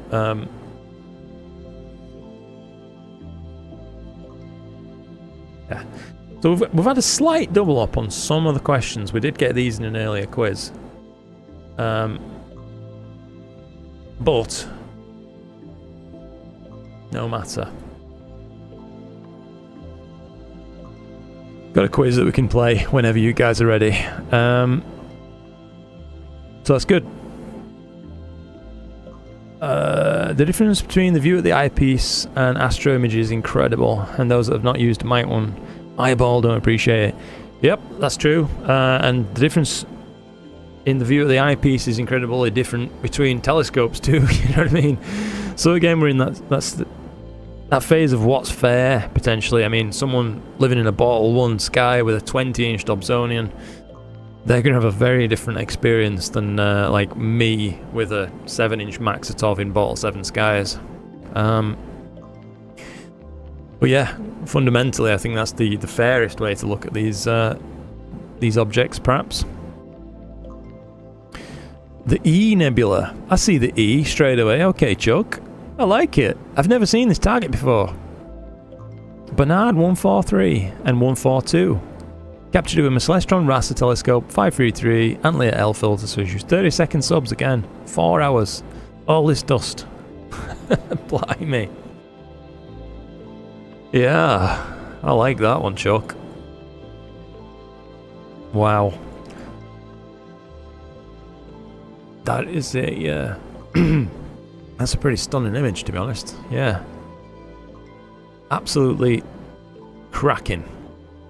You can definitely see the E there. I love the colour of dust that Chuck's achieved. I know he's been doing this a long time, but still, it's not always easy to get the colours right, you know what I mean? But he always does.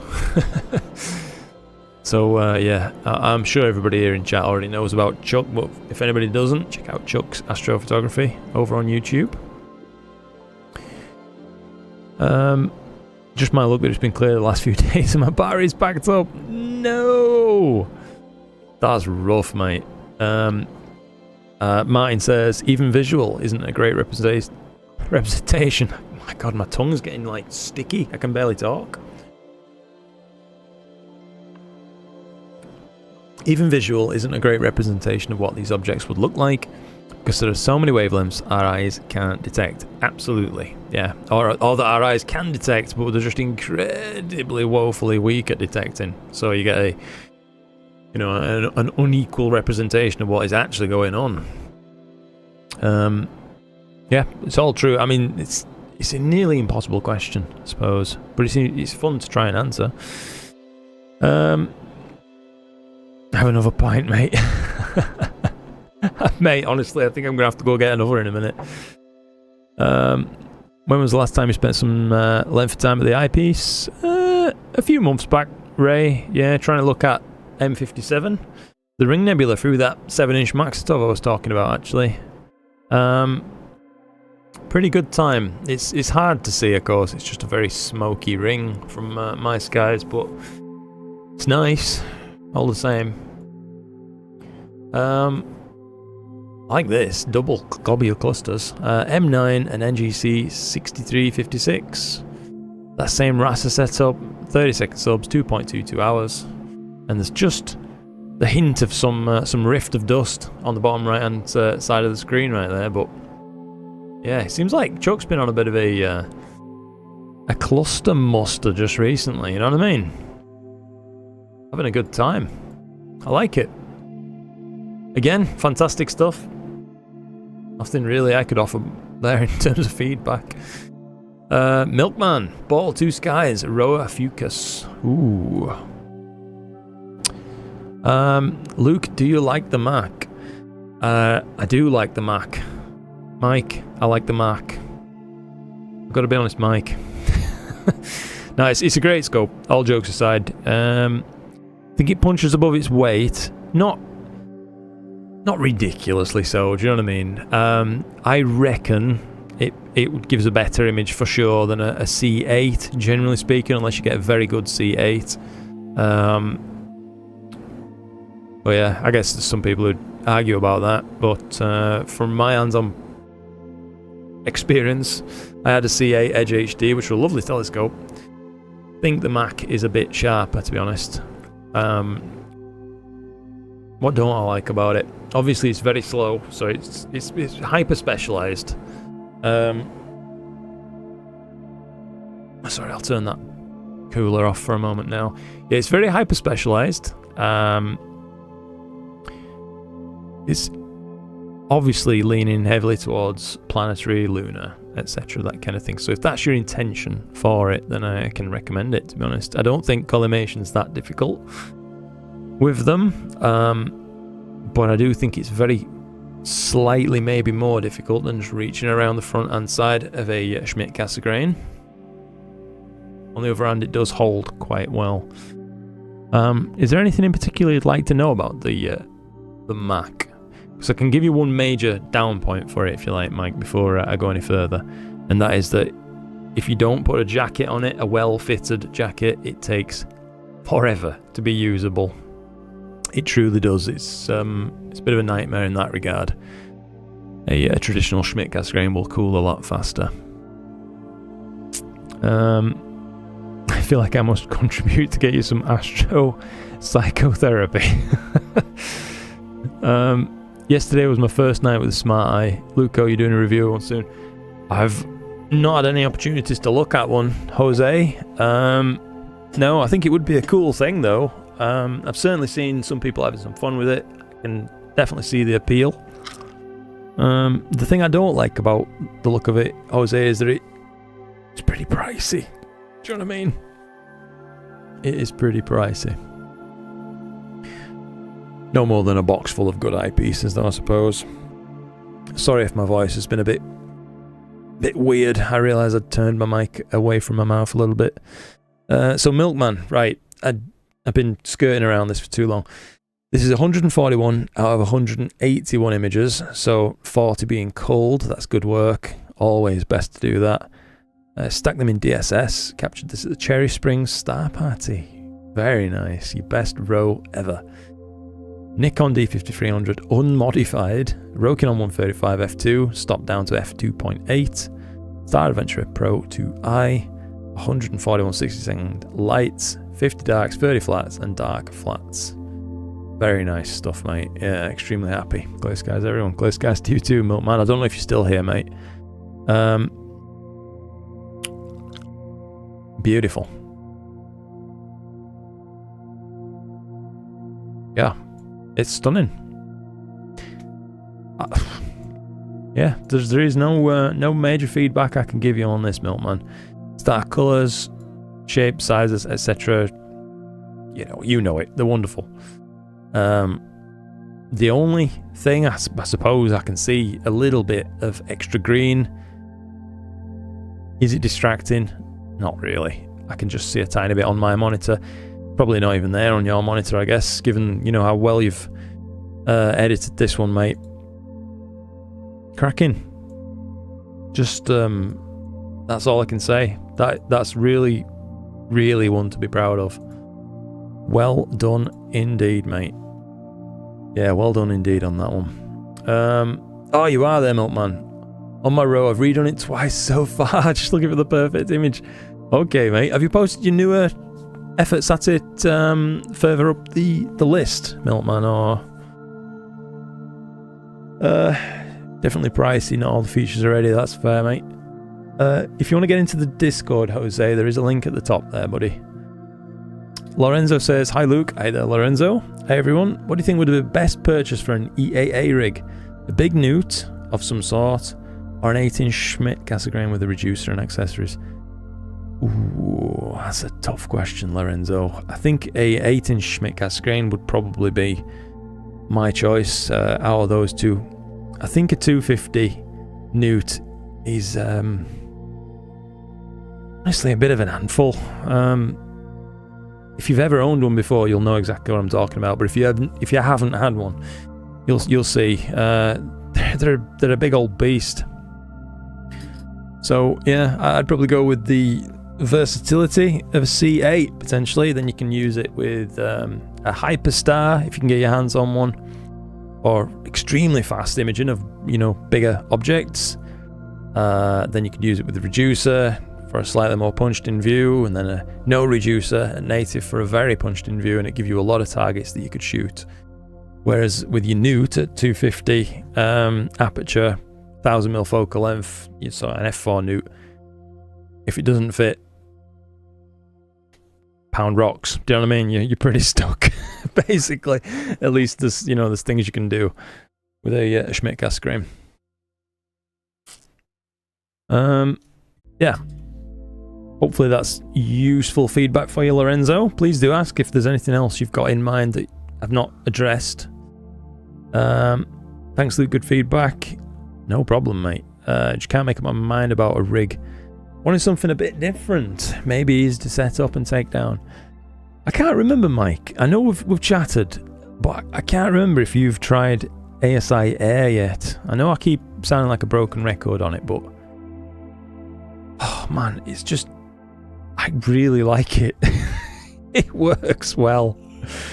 I know that when we just had Felix, I was relying on smart telescopes and ASI Air rig to get me by, because I just couldn't be bothered doing anything else. But that was low enough effort that I could use them comfortably. First test attempt of mono with M16. Okay. Next quiz coming up, by the way, in just a moment, guys. We'll take a look at this 20-question quiz. If you're still up for it, by the way, I will poll you. I'm not going to force it upon you. Next quiz.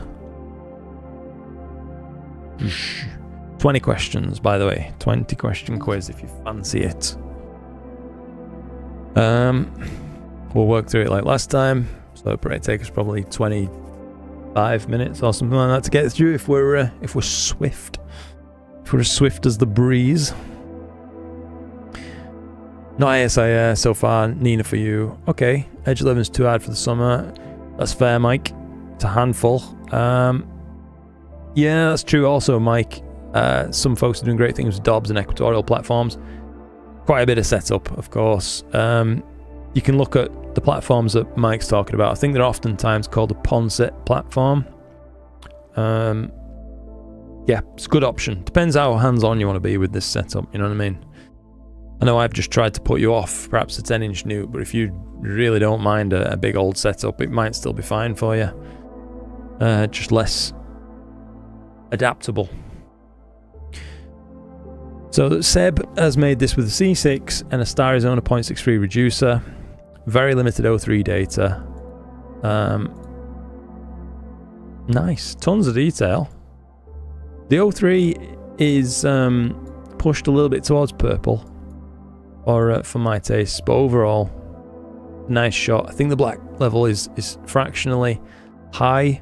It's more grey than black, but star shapes, sizes, and colours, as we try to judge, all look largely good. Some of the stars are a little purple for some reason, whatever reason that is. Usually that can happen with SHO, but I'd have thought we'd seen it a bit more prevalent. Looks like you've already addressed it and some's been left in. Nice shot though, mate. Overall, I know you're working with a really limited data set there, so yeah. If they could integrate the super easy polar alignment feature of ASI Air into Nina, then Nina would always be my go-to. I feel like 3-point polar align is pretty close to the ASI Air one, Jose. I don't know if you've tried that yet, bud. 2 int. So it looks like a strong yes, by the way, on the quiz. So we'll end the poll. That's fine. I'll get the quiz locked and loaded.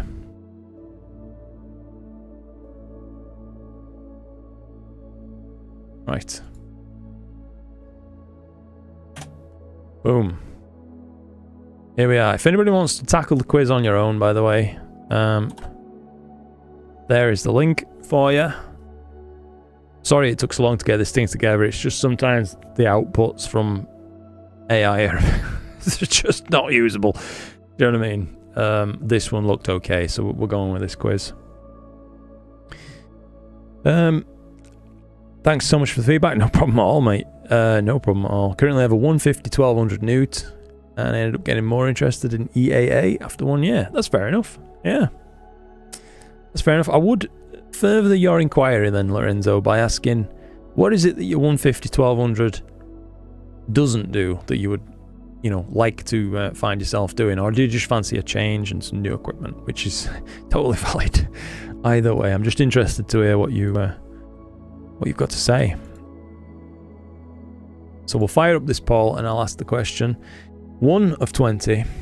Which celestial body is at the center of our solar system? Is it A, Mars, B, the sun, C, Earth, or D, the moon? Do we need the hint for this one? I think we're okay. Alright. The votes are coming in thick and fast. Everybody's saying B. I think we're okay. Can we possibly see 20 out of 20 on this one? I don't know. I don't know. Right then, chaps. I think most people have voted. Leave you a few more seconds.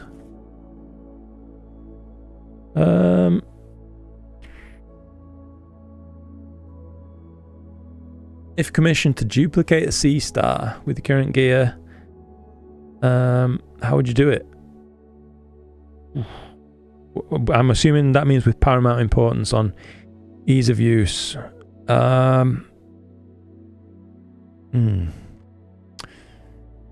That's a difficult question, Ray. I feel like in terms of transferability of your current experience with the sea star, the most relevant ecosystem would have to then be the natural evolution onto ASI Air. I think that'd be the one that'd be most immediately familiar. So I feel something like an ASI Air based rig. Maybe an ASI 585 Air.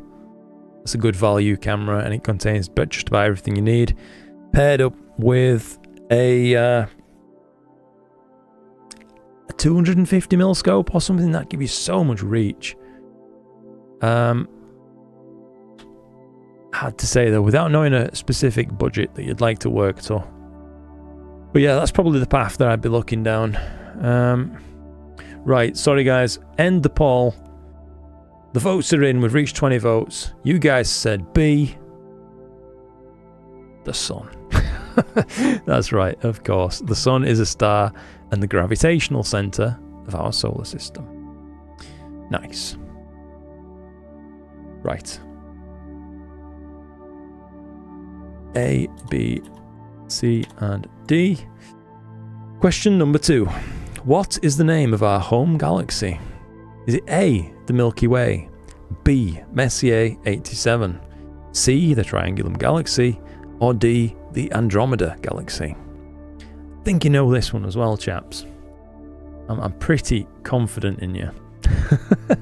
Sorry, the mix of questions in these are hilarious. Oh, crikey, Jose. That's really kind of you, buddy. Coming in with the $10 donation, mate. Thanks, Luke, for the Pixie Insight tutorials. Super valuable. That's awesome to hear, Jose. I'm very, very pleased that they've been useful for you, mate. Thank you. Thank you, thank you, thank you.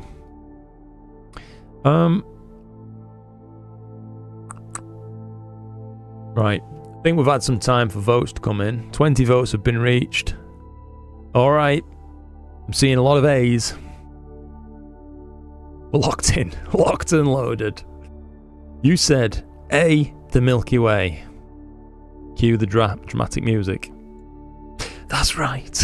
The Milky Way is the galaxy that contains our solar system. Okie dokie. I think we're on a roll so far. I promise some of these questions are harder.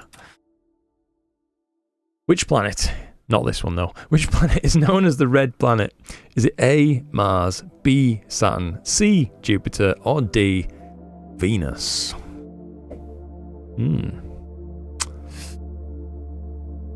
Okay, we won't leave this one too long, of course. I know you probably want to get to the meatier questions. Nice little astro pun there for you.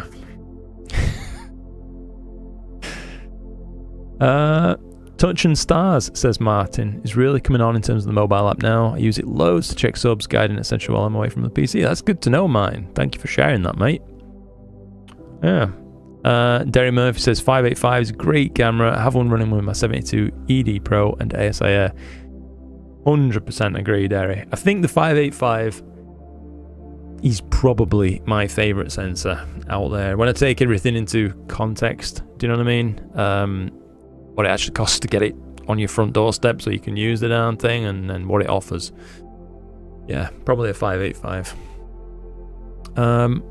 No celestial body is truly at the centre of the solar system, as the Newtonian model shows how objects rotate around the centre of mass, which is very close to the centre of the sun, but not quite. Absolutely, Steve. Yep, that is very, very true. Morning, Nick Nax. How's it going, mate? It's nice to see you on a stream. Hope you're keeping well.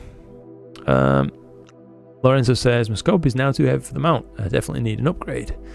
It also has a narrow field of view, and I'm planning to try a 0.5 focal reducer, but I know it's not ideal on Newtonians. That's fair, mate, yeah. Right then, so we've got the votes in. You guys are saying A. I'm in agreeance. It is A. Mars is often called the red planet due to the iron oxide prevalent on its surface. Okay. Ooh, here we go. Slightly more difficult question now. So, A, B, C, and D. Start the poll. Question 4. What type of astronomical object is a pulsar? A. A rapidly rotating neutron star. B. A black hole. C. A young massive star. Or D. A type of nebula. Got faith in you guys. Got faith.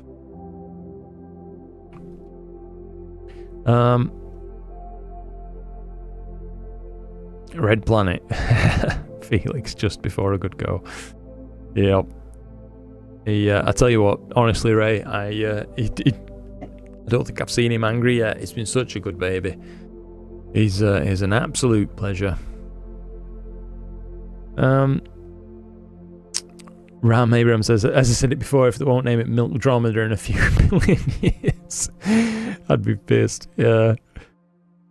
Milkdrometer? I don't know. I'm waiting for the 585 Air Mono. That's going to be a interesting camera, Steve. 100%. Glad to hear that, Nick. Good. Always nice to hear you doing well, mate. Probably should have mentioned that Touch and Stars is a mobile interface. Yeah, I think my mate Queeve covered it on one of his recent videos, to be honest. So, yeah. Alright, we've got a few votes coming in for this one. 27 votes so far. It's nice to see you guys engaging with the quiz. Can we do this? Can we go 20 for 20? I'm closing the voting. 93% of you said A. A rapidly rotating neutron star. And that's right. Pulsars are highly magnetized, rapidly rotating neutron stars that emit beams of electromagnetic radiation. Superb. Right, well done, chaps. We are on a roll. It's official. We're on a roll. Start the next poll. Question 5. Quarter of the way. Can we do it? Which phenomenon causes the phases of the moon? Is it A, Earth's shadow on the moon? B, the moon's rotation? C, the moon passing through planetary rings? Or D, the changing angles at which we view the moon's sunlit side? Okay. One vote so far. Not seeing too much confidence behind these. Come on, chaps. You've got this. I'm glad we're having some fun with these. It is a nice little thing to break stuff up. Gives my poor old voice a little bit of a rest as well.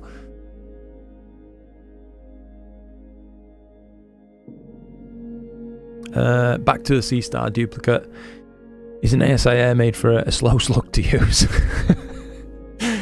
I think the ASI Air is very user-friendly, Ray. It's certainly more difficult than a C-Star, I'll be totally honest with you. A C-Star is about as straightforward as it can get. And that's no bad thing. That's exactly what it should be, to get as many people into astronomy and astrophotography and just looking up as possible. But I think it's definitely fair to say it's user-friendly, is an ASI Air. And give your eyes a break on the images. That's very important, actually, Mike. You do raise a You do raise a great point, to be honest. I think when you look at the screen too long, you start to go a little bit colourblind, and it's a very real thing. The amount of times, I know I've talked about this before, but the amount of times I've finished editing an image, walked away, thought, yeah, that's fantastic, brilliant. Come back and look at it the day after on the same screen and think to myself, what? Do you know what I mean? If I'd have walked away, I'd have prevented that. Yeah, absolutely true, Mike. Well, we've had 2 minutes to vote. 26 votes are in. You overwhelmingly do say D. I think that's pretty darn good. So we shall end the poll, and we'll go with the consensus. The changing angles at which we view the moon's sunlit side. That's right. Phases of the moon are caused by the changing angles at which we view the moon's sunlit surface as it orbits the Earth. Superb. Well done, chaps. Start poll A, B, C, and D. Fire this off.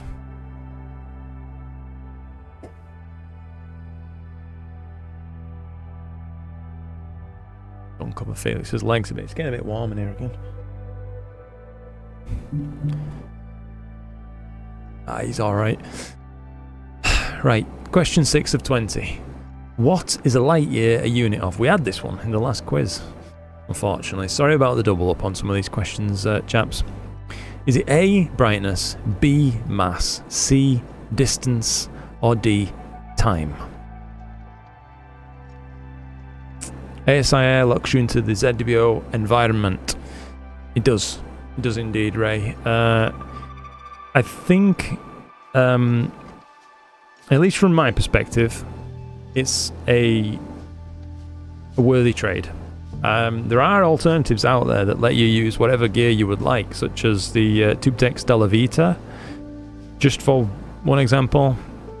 But the downside to those is they're not, well, they don't work as well as a closed ecosystem can, because they're always working with a known quantity, you know what I mean? It's all just their own gear.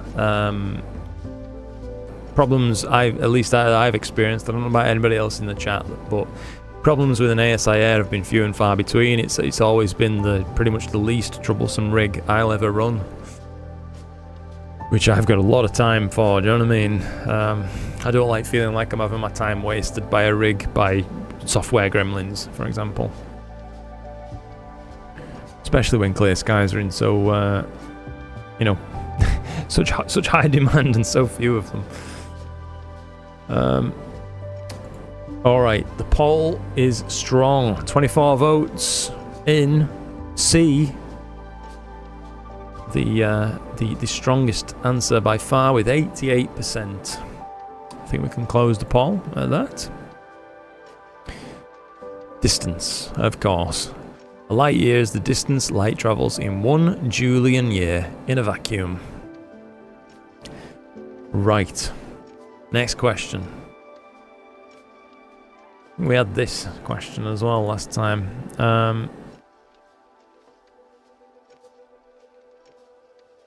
But I know that some people here will have missed the first quiz, so... Question 7. Which type of telescope uses a series of lenses to gather and focus light? Is it A, a radio telescope, B, an X-ray telescope, C, a refracting telescope, or D, a reflecting telescope? Answers on a postcard.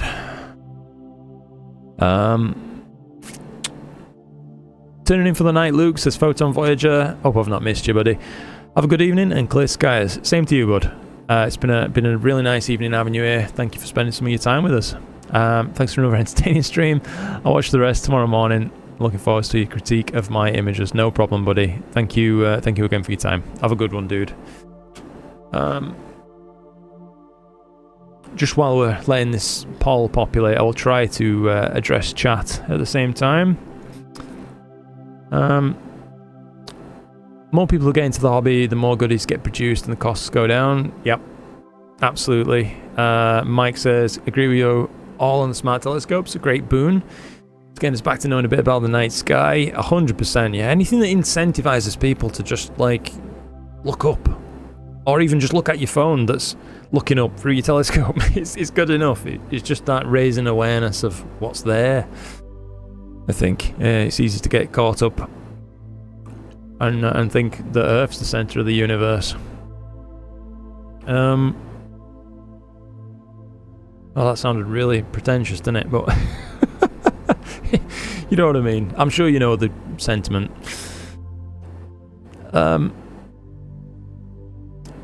Bit except for the mount. Yeah, that's true, actually. Mike's just raised a good point there. You're not actually locked into a ZWO mount with an ASIR. Nor are you truly locked into a ZWO camera, you know. There are some DSLRs you can use. I don't know if you already had, let's say, like a Canon DSLR in particular. They're pretty well supported by ASIR. That could be an option. But yeah. Kitsune says they started with a C-Star S50 and now 2 months got your first rig. Superb. Congratulations on that. Loving it, but you've only got 3 nights that were not cloudy. That's the way it is. But it makes those nights that are not cloudy so much sweeter. At least assuming your rig works properly. To be fair, it can also be considered a unit to measure time under the assumption that we achieved intergalactic travel. That's an interesting perspective, Ram. Right. Oh, bloody heckers, Milkman. With the support again. Oh, dude. You have given so much support to me and my channel, mate, and I really, really appreciate it. Thank you very much indeed. I hope you know I appreciate it. That's no small thing. Not by any stretch. And I want you to know it means a lot, mate. Bloody heckers. Oh, lovely surprise. Thank you, mate. Got 37 minutes to complete your mosaic. Ooh, nice. Felix is going to wake up and say, Dad, why didn't you use Linux? I'm going to be left behind in school. Oh, I'm a Windows man. Been following the Vera Rubin results. Not closely, Steve, to be honest, no. But they do look pretty credible. The stuff that I've seen. Awesome. Thank you again, by the way, Milkman. That's incredible. I'll close this poll. I've left this one way too long. Sorry about that, chaps. You've said overwhelmingly C. Refracting telescope, and you are, of course, correct. Refracting telescopes use lenses to bend light and form an image. Next question. I'll try to power up a little bit for this. Boom. Next poll. Right. Question 8. What is the purpose of an equatorial mount in astrophotography? Is it A, to track celestial objects as they move across the sky due to the Earth's rotation? B, to allow the camera to capture wider fields of view? C, to increase the magnification of the telescope? Or D, to reduce light pollution in the images? I think you'll smash this one, chaps. How's it going there, Ged? Jed? It's got to be Jed. Jed Unsworth. Hey, buddy. How's it going, Jed? It's nice to see you, mate. And I think it's the first time I've seen you in a live stream, if I'm not mistaken. So I want to say thank you for picking up and chatting with us, mate. Astro Moonshot says, Hi, Luke. How are you finding the moon tonight? I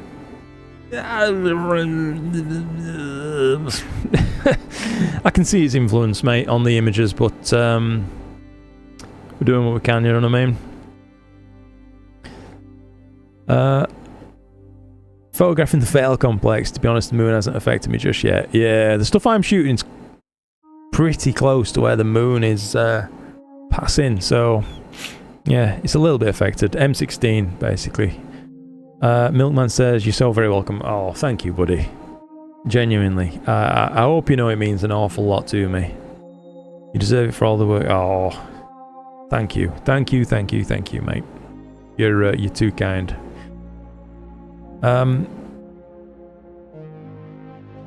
Jed, yeah. Going to astrophotography this year with the Dwarf 3. Nice one. Yeah, I like the Dwarf. No wrong with it at all, Jed. Good fun scope. You can get some lovely results with it too. Some more thanks, quite rightly from Milkman there as well, from Derry, and thank you as well, Derry, for earlier too, buddy. Jeff has got a week in a ball 2s with an 11-inch Hyperstar and FSQ 106. That's going to be some fun. I hope you get some clear skies, mate. Looks like the results are in, by the way, with A being the predominant answer. That's right, of course it is. You're doing fantastic, chaps. We're on track.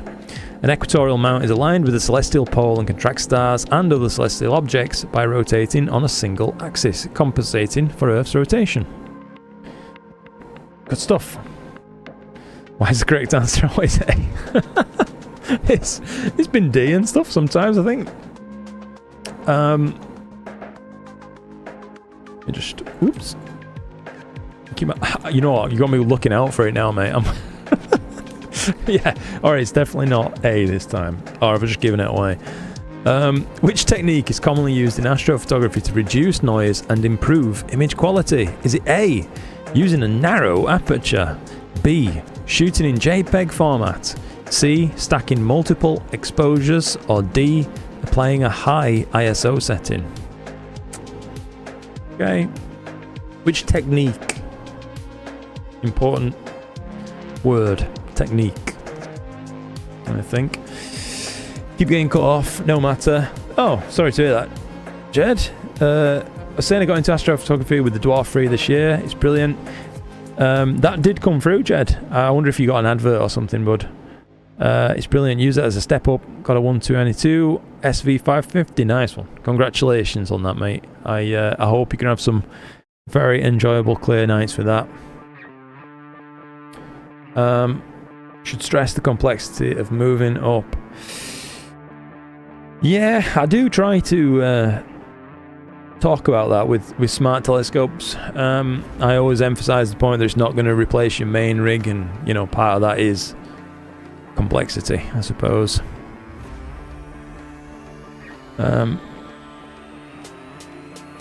Right, the votes are in. I shan't keep you in suspense. You have said overwhelmingly C, and you are of course correct. Well done, chaps.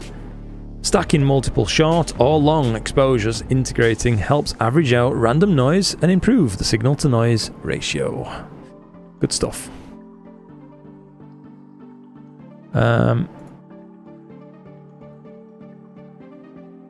Start the poll. What is a dark frame in astrophotography? Is it A, an image taken during a solar eclipse? B, a photograph of a black hole? C, a shot taken without any filters? Or D, an image taken in complete darkness to calibrate the sensor, noise and hot pixels?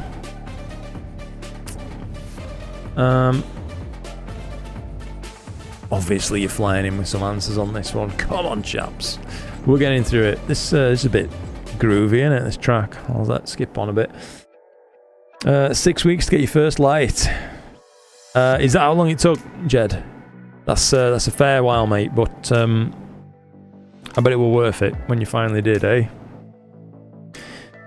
Does Felix have a birthmark that resembles the ZWO?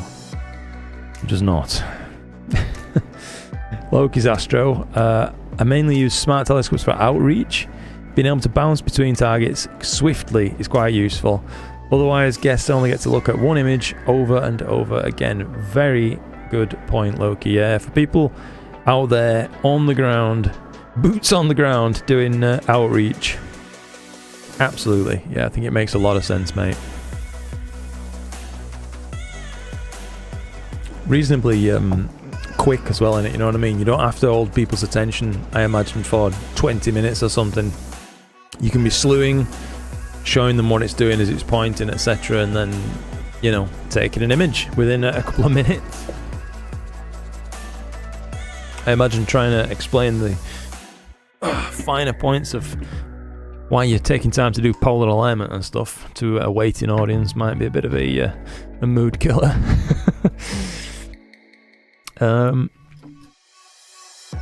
Hell yes, it was worth it. That's good. Now it's a bloody cloud magnet. It's always like that, mate.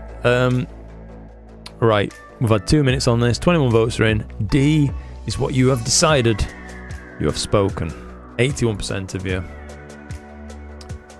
Boom, you're of course correct. Dark frames are an exposure taken with the lens cap on at the same temperature and exposure time as the light frames to subtract thermal noise and fixed pattern noise. Good stuff. Right. We're halfway, chaps. We're past halfway, aren't we? Question 11.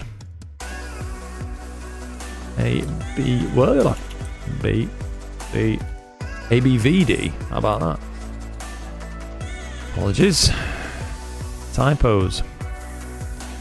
Right, question 11. Which constellation contains the North Star Polaris? Is it A, Ursa Major, the Big Dipper, B, Orion, C, Ursa Minor, the Little Dipper, or D, Cassiopeia? Oops. A sea star and an iPad out at a Star Watch mesmerizes the throng. The throng. What a word. The waiting throng.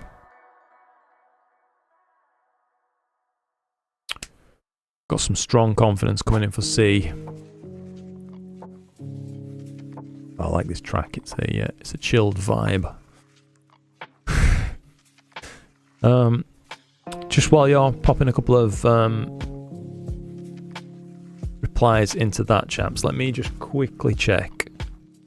Only be a moment, promise. Yes, we're still imaging. Yes, it still looks fine. Good stuff. That's all I wanted to know. And the other rig, I can see that as well on my third monitor. That's working all right. Right then, chaps. We've passed the 20 votes mark. Any last votes to come in? Or are we settled on C? Ursa Minor. No more votes coming in. One more vote came in. Okay. We're seeing some switching, but... Right. We're going to go with C. 67%. So this was the most divisive answer so far. You are correct. It is the Little Dipper. Polaris is the brightest star in the constellation Ursa Minor at the end of its handle. Good stuff.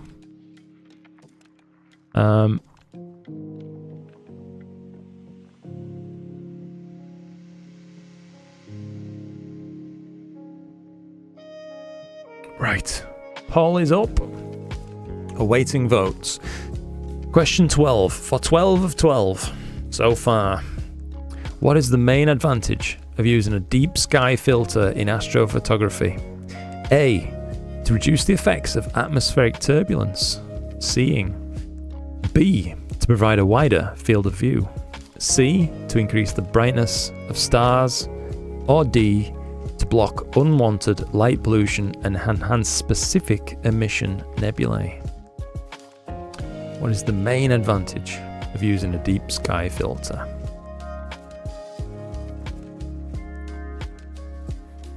Looking good. I think we've got this one. Mesmerizes the fifes of the fiefdom. Derry says, my wife switches off, as do a lot of my mates when I start talking about my rig. I will admit I do get overexcited and passionate. Yeah, mate.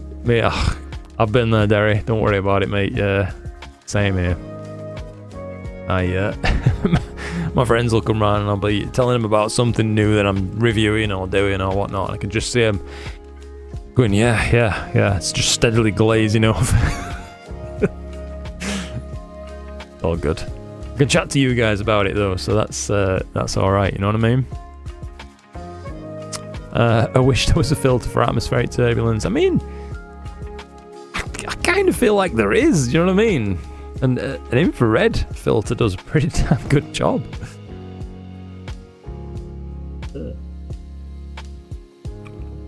Those wavelengths penetrate the scene. But yeah, not as specific as it, but I know what you mean, Mike. That That would be a filter I'd use all the time. I'm a question behind. A game of snooker between David Blunkett and Stevie Wonder. Oh dear. Right, we've got 22 votes in. D being by far the winning answer. 91% of you said D. And you are, of course, correct. Deep sky filters, particularly narrowband filters, isolate specific wavelengths of light emitted by nebulae while blocking light pollution. Spot on. Good stuff. I'm very proud of you tonight, chaps. You are smashing it. Absolutely smashing it. We're nearly there. Thank you for sticking with me. Next poll is up for question 13. Which object is typically found at the centre of a spiral galaxy? Is it A, a globular cluster, B, a giant molecular cloud, C, a supermassive black hole, or D, a supernova remnant? Sage of Astraeus. Luke! Yes, how's it going, mate? Nice to see you. That's a very dramatic entry, I have to say. I would like the cloud removal filter. Now that is a tough one, Aaron. Yeah. Radio telescope. Maybe a massive drone just lift your rig up above the cloud level. Locus Astro saying, do you keep your original subs or just your stacked masters? Interesting question. If you do keep your original subs, how much storage space have you consumed so far? So I periodically purge my old subs, Loki. I don't hoard data. It's just, I've never once really felt the need to go back and, let's say, stack last year's Cygnus wall with this year's Cygnus wall. I would rather see the year-on-year incremental changes and improvements, ideally, in my work, and that's the best way to do it, I think. So for me, I don't do it. If I do keep anything, it's just stacked masters, mate, and I keep them as a little time capsule kind of thing. I miss you, bro. Miss you too, mate. What the heck? The ZWO radio starter pre-order soon. Can you imagine? Yeah.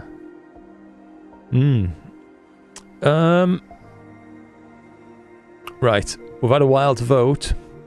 26 votes come in. Supermassive black hole C is what you're saying. 85% of you. And you are, of course, correct. Most, if not all, spiral galaxies are believed to harbour a supermassive black hole at their centres. Supreme. You're absolutely smashing it, chaps. I do enjoy these quizzes. They're a little bit of something fun to break it up, you know what I mean? Question 14. What does aperture refer to in the context of astrophotography? It's an important definition. A. The sensitivity of the camera sensor to light. Allow me to just rephrase that. The sensitivity of the camera sensor to light. B. The diameter of the telescope or lenses light gathering element. C. The duration of the exposure, or D. The focal length of the lens.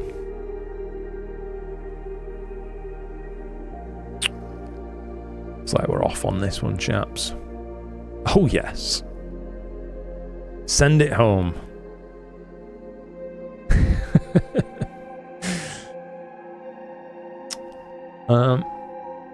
Blimey. I'll wait for 20 votes on this one if you want. If we've still got some active people here. Oops. 19 votes. 21 votes! Here we go. Alright then, you have decided. It is B. 90% of you say B. Poll over. The diameter of a telescope or lenses light gathering element. You are, of course, correct. Aperture refers to the opening through which light enters the camera or telescope, determining its light gathering ability. Super. Well done. Question 15 now. 75% of the way through.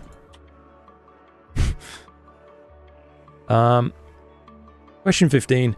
Which of the following is a major challenge when photographing faint, deep sky objects? Is it A, light pollution and Earth's rotation? B, difficulty focusing on bright objects? C, too much sunlight? Or D, overexposure of the target object?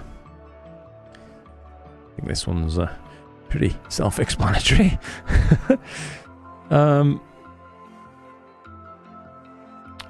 Aaron says, on the radio front, the Scar Low is meant to close to operation soon. Oh, it's meant to be close to operational soon. Got you, sorry. I just misread.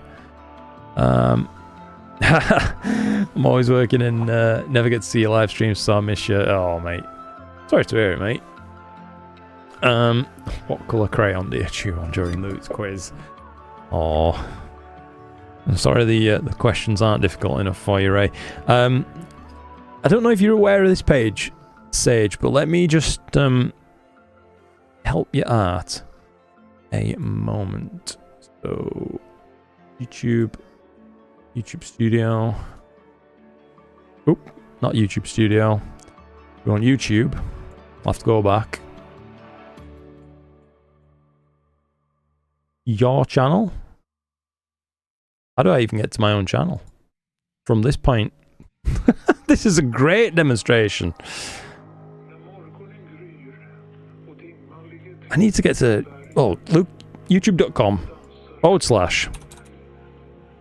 The slickness, by the way, of these live streams is not to be overstated. Right. If you navigate to my home page, which I totally ballsed up, just click on live and you can see them, mate, after the fact. So if there's any like you want to watch you missed or whatnot, you can always catch them there, dude. So don't feel too much like you're missing out. Yeah, a few people didn't know about that last time I did a live stream, as it happens. But we've had 2 minutes and 22 votes. Yeah, just search for your name. A is the strong answer, of course. 91% of you. That's right. Light pollution washes out faint targets, and Earth's rotation causes star trailing in long exposures unless tracked. That would have been the way to do it, Mike. Yeah. It's like when someone asks you for your own phone number, and you're like, I don't really remember it. I do finally now, but you never call yourself. I don't look at my own channel like that. I've just realised, by the way, I do have a backup pint of juice, so allow me a moment to slake my thirst and ask you the next question. We're nearly there. A, B, C, and D. Question 16. What is the approximate age of the universe? Is it A, 13.8 billion years, B, 4.5 billion years, C, 100 billion years, or D, 1 million years? You've smashed this one, to be honest, but yeah. Hell yeah, appreciate that. Superb, dude. I hope that's useful to you, Sage. Yeah, I don't want anybody to feel like they've got to cut into the family life or work or anything like that to catch up, mate. I really appreciate that you like the streams. I do. So that's why I always make sure they go up as a video on demand afterwards. The universe is much, much older than that. Can we make any measurements to prove it, though? Do you know what I mean? I think that's part of the scientific method, isn't it?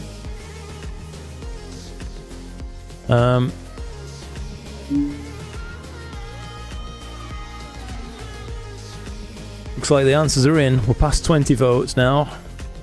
So, unless there's any last minute flurry of answers, I think we'll leave it at A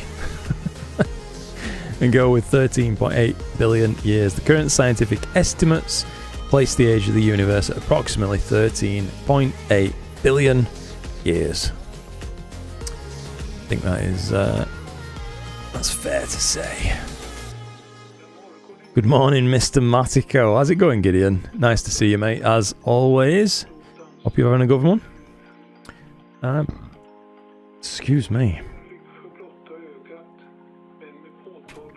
Next poll is up for question 17. What is coma in astrophotography? Is it A, type of star, B, an optical aberration that causes stars to appear stretched or teardrop shaped at the edges of the frame, C, the glow from atmospheric scattering, or D, a nebulosity around a comet's nucleus?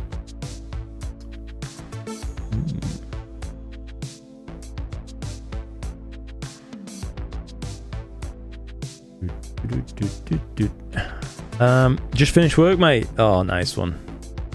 Yeah, that's good. Hank, first one. Your first live one, Hank. Oh, that's awesome, mate. We have been looking at a few of your images as it happens, Hank. We've been checking out the Discord. We're just having a bit of a break as we go through this quiz, and then we'll get back to a few more images. After this quiz, I will just need a moment to like pause all my telescopes and park them because we're getting into astronomical morning light. But yeah, it's been a decent session so far, buddy. Nice to see you here anyway. I appreciate you coming and saying hello on the stream. Is there a second channel for things other than Astro? Cosmic Ray asks. I do have a channel for games, but I haven't really been doing anything with it. I'd like to, it's just... I've just been too tired. I've just been knackered. Coma, the state of an astronomer post-imaging session. Yeah, that's true. Right, the answers are in. B, 92% of you. That is right. Coma is an off-axis optical aberration that distorts point sources of light, like stars, into a characteristic teardrop shape, particularly noticeable away from the centre of the image.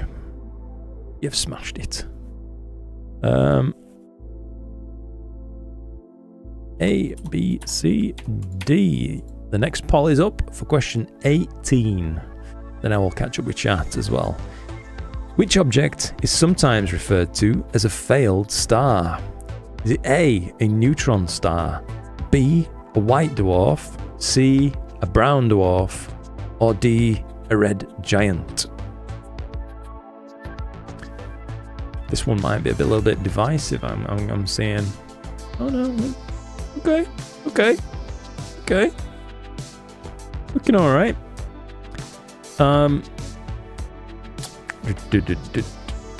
Oh, Sage saying I appreciate the videos and guides. I think I missed that. Sorry about that, mate. Yeah, I'm really glad to hear that. I am. I think the guides is one of the things I'm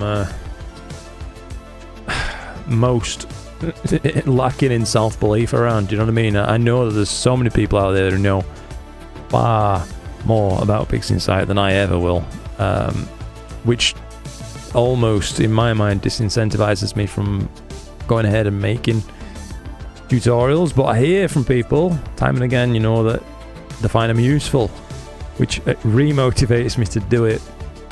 So I guess part of the appeal is digestibility, I suppose. Oops. Either way, I'm happy that people like them. Right. 23 votes are in. C, brown dwarf. 87% of you. Yes. That's right. Brown dwarfs are substellar objects that are too massive to be planets, but not massive enough to fuse hydrogen in their cores, like stars. Like, I should start reading these out like Brian Cox again. But not massive enough to fuse hydrogen in their cores, like stars. Oh, I take the mick. I do love Brian Cox documentaries. They are fun, but sometimes the way he says stuff just cracks me up. Millions and billions of stars. B, C, and D. Right. Question 19 of 20. Guys, you are smashing this. It's time to lock in and take this quiz down. We're going to do it.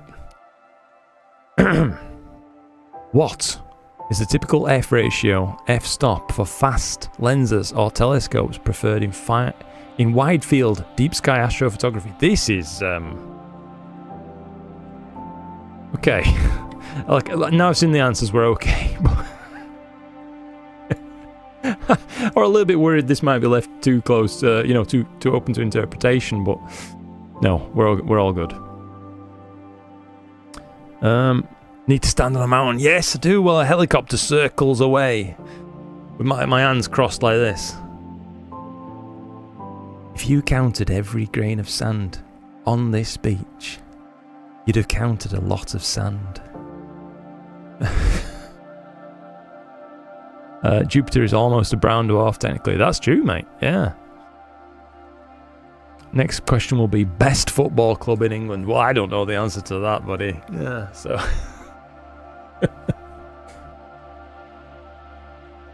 Oh, he's lovely and asleep. No trouble tonight. Right, the answers are in. I shan't keep you waiting on this one, chaps. I realise that would be just pointless time wasting. A, 90% of you say A, f2.8, f5.6. That is right. Faster f ratios, lower f numbers are preferred for deep sky astrophotography because they allow for shorter exposure times and gather more light from faint objects. Fair enough. Last question. For 20 out of 20. I believe in you, chaps.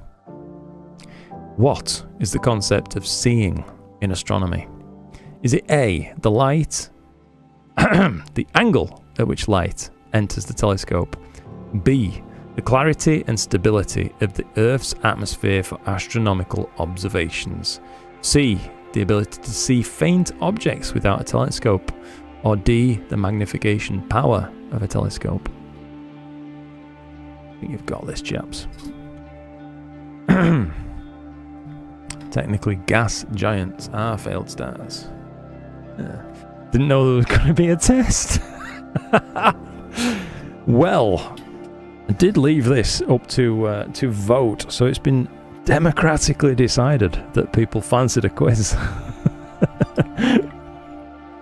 By the way, Mark, I didn't see you join the live chat, and I just want to say hello, mate. I hope you're doing well. Always nice to see you.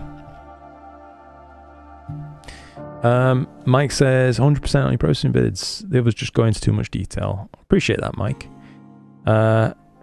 Do go to them, but almost always after I've gone through yours a couple of times and just want to find a specific detail. Nice. Yeah. That is good to hear, Mike. I do appreciate that. Right then, chaps. Shan't keep you much longer. 24 votes. Coming in strong is B. End that poll. And you've smashed it. 20 of 20. Astronomical seeing refers to the blurring and twinkling of celestial objects caused by turbulence in the Earth's atmosphere. Boom. Look at that. Pat yourselves on the back. That was a good one. Enjoyed it. Enjoyed the little quiz. Hopefully you guys enjoyed that too. If so, leave a like. No, I hope that was a bit of fun, guys, and made up for a little bit of a nice break. Right, I did say I was at the point where I need to stop my sequence now, though, so I'll let this sub-exposure finish, as we are now in astronomical morning light, unfortunately. I'll park both scopes, I'll review a few more images, and then I'm on nappy changing duty, because while Felix is sleeping very cute and comfortable right now, that nap is growing. He's had an overnight pee, bless him. Right. She'll stop the guiding so we don't trigger any PhD, PTSD. I shouldn't say that really. I don't want to make light of PTSD. But yeah, you know what I mean. That's parking. I can hear it. Good stuff. Second rig. I can't be bothered waiting for that one, so stop that thing. Park this thing home. Tonight's been a pretty good one, to be honest. We've just let it plug away there for a few hours. It looks like it's been no trouble, and it's gathered a load of data for me. I can hear the second rig moving now. That's good. Right. Just bear with me 1 sec, chaps, while I just exit Nina and things.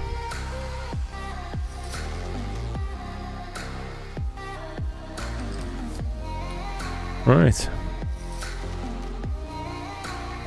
Just gonna go make sure the scopes have parked.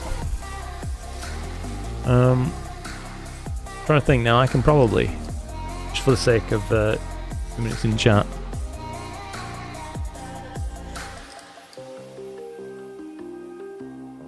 There we go. I'll pop you the observatory side camera on so you can see.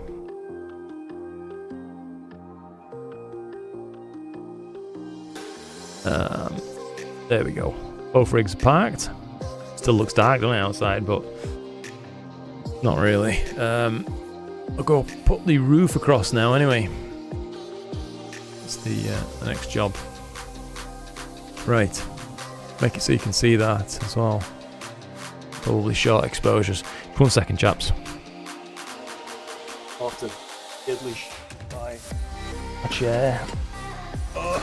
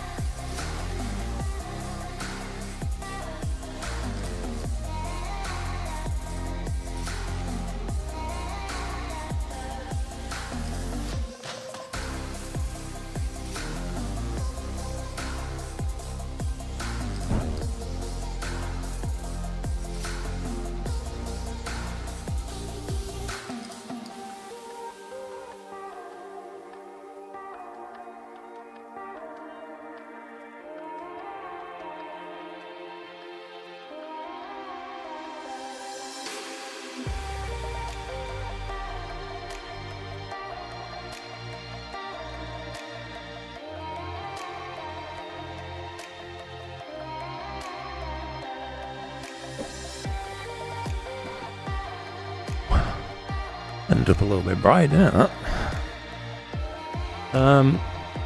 Looks like there's some cloud rolling in actually from south and east, I want to say. But yeah, I can just leave that running. Louise says it was fun. Thanks, Luke. I can go to bed now. I'm so sorry, Louise. I didn't realise you were still there with your husband. Bloody heckers. Well, thank you very much indeed for spending all that time with us. Hope you've enjoyed the stream. Cosmic Wonders, hi from India. I will try to catch up with the chat as well. The more you know. Yeah. That was great, albeit I missed most of it. Educational too. I'm glad you enjoyed that, Serge. That's lovely to hear, mate. I'm sure that with a little bit more preparation time, I can get some more quizzes put together. Hopefully, maybe slightly better quizzes as well. I don't know. Some of those questions were a bit, bleh, but it was the best I could do on the fly with limited prompting time. You know what I mean? On the stream. Had to walk away. Did you see my image of the snow globe? Nebula asks Steve. I didn't actually, Steve, yet, mate. I'm still working my way up. We're around about 18 days ago now. I'm trying my best. Punami incoming. I'll tell you what, Mark. This boy is he's more settled with his poo than I am. And not to give you too much information, but he's a 1 a day guy. It's pretty good. Not like when he was really young. How short is your astronomical night currently? Bloody short, to be honest, Loki. We don't have any night. So yeah, to take what you've said very literally, if you mean in astronomical darkness, as in astronomical night, we have none. It's just a constant state of twilight, if you like.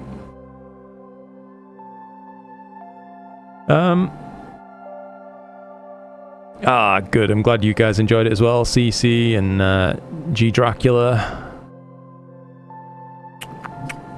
24 minutes left on my mosaic. Things have gone tits up. Frames are dropping. No, Derry. No. Steve says, I'm still in awe of the SV Bonnie SV48P. Okay. Brand new for $200. Couldn't pass it up. Yeah. I'll learn how to deal with the chromatic aberration. You know, Steve, I do believe there's a... I'm trying to think now. There's a filter you can use that cuts down on violet, basically. And it should make it a lot less noticeable. That's one thing you could do. I don't know if you use Photoshop, mate, but there's a plugin for that too, where you can like kill chromatic aberration. But yeah,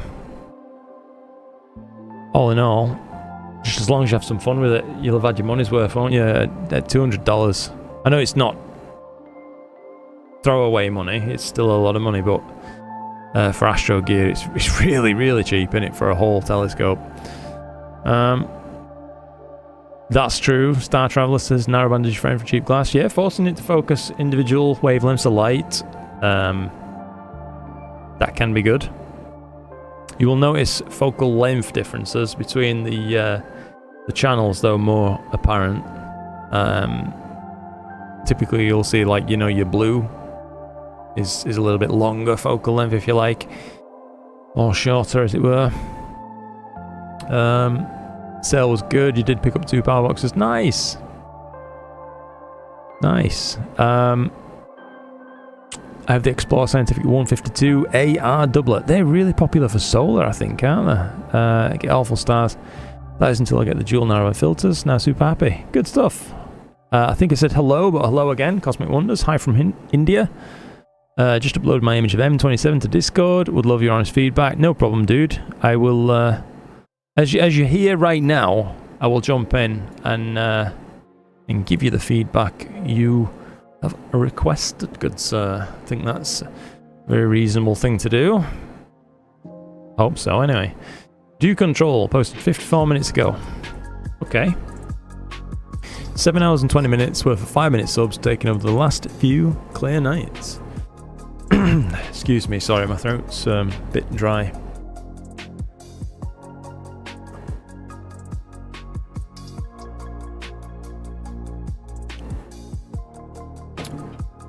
He's asleep. Oh. Not night then, Louise. Thank you for coming and spending some time. I do appreciate it. Hope you've had a good one. Right. 5 minutes subs. Ascar 120 Apo with the field flattener. 2600 MC Duo. No filters. Bottle 4 to 5 from Cambridge. Okay, mate. I like it. It's very natural. Yeah, I mean... Yeah, it's a beautiful shot, mate, to be honest. I'm trying to figure now whether it's viewing angle. Some screens have like a widened sweet spot on the viewing angle that stops colours flipping a little bit. My screen doesn't, unfortunately, so I have to get square on. That's why you'll sometimes see me like dodging around before I'm talking about colours. I think it looks pretty flat in terms of colour bias, with maybe just a fraction, a whisper of a hair, as I've said, of green. But my goodness, it's almost unnoticeable. That's just me being hyper specific on what I've seen, you know what I mean? Star colours, shapes, sizes, beautiful. None of it looks forced or over you know, over-egg the pudding.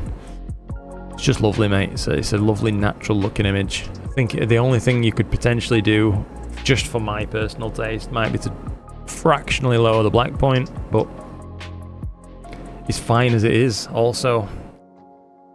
Yeah, I really like it. I think you've done a lovely job there, mate. So, well done. Good, thank you for sharing that.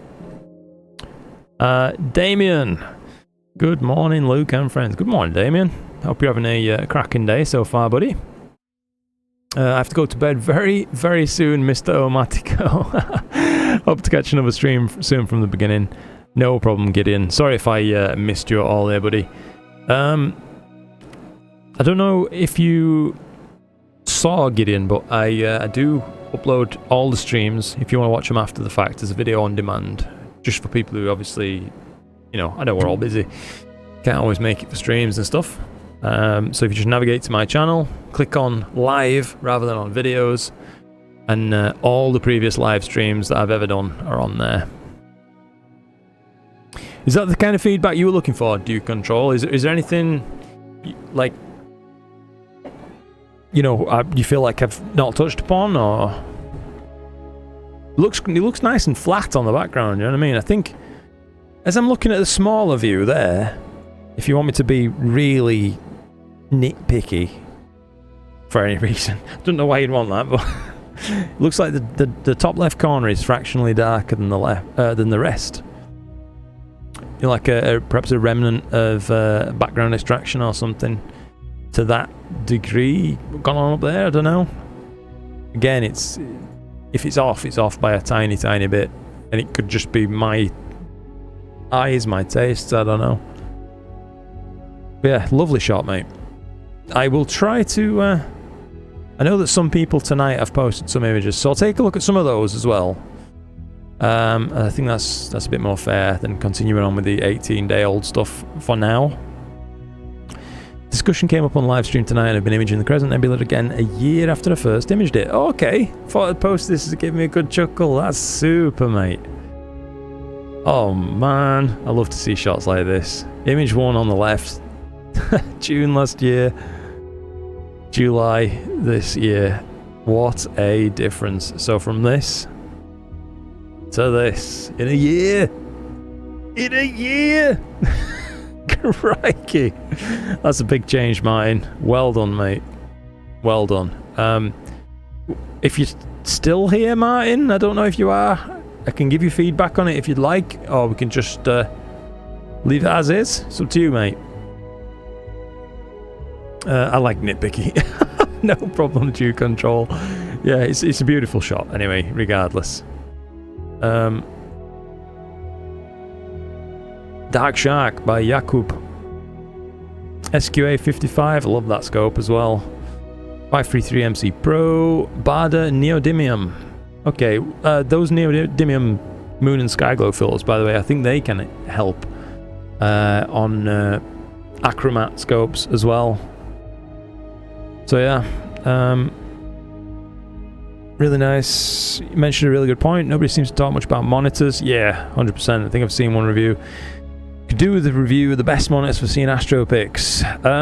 Now that is a bloody tough question, that one, Ian.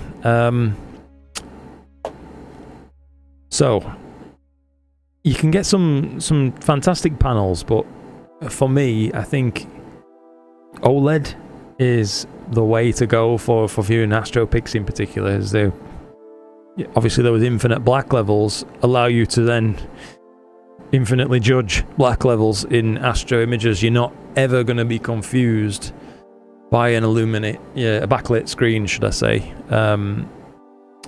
If it's black on your screen, it's because it's black. So yeah, I do like OLED panels.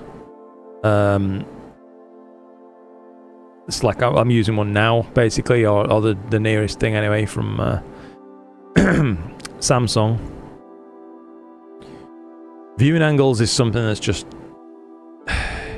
It's a weird one. So if you have one of the filters that I was just talking about previously that allow you a wider viewing angle, a more comfortable viewing angle without color distortion, you then actually lose some screen sharpness as a result.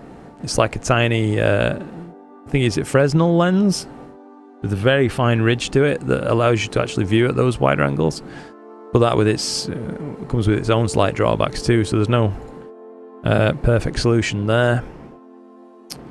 Jakub, this is a very nice shot, I have to say. Let me just take another look at what you took this with.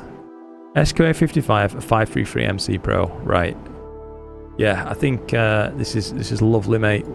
We did see Milkman's version, I think, of this a good while back, and that was another fantastic shot.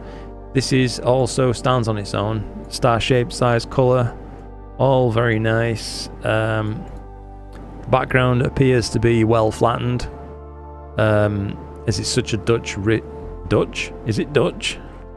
Such a dust-rich area of the night sky. The only point we can judge the black level is probably around about here, in which case it looks pretty well set. Yeah, I like it, mate. It's not overdone, it's not underdone. It's taken to what's the edge of what's within the data, really, I'd say. For me, if I could give you some feedback, I think it could stand a tiny touch more noise reduction potentially. But that said, it's personal choice in it at that point, mate. Well done.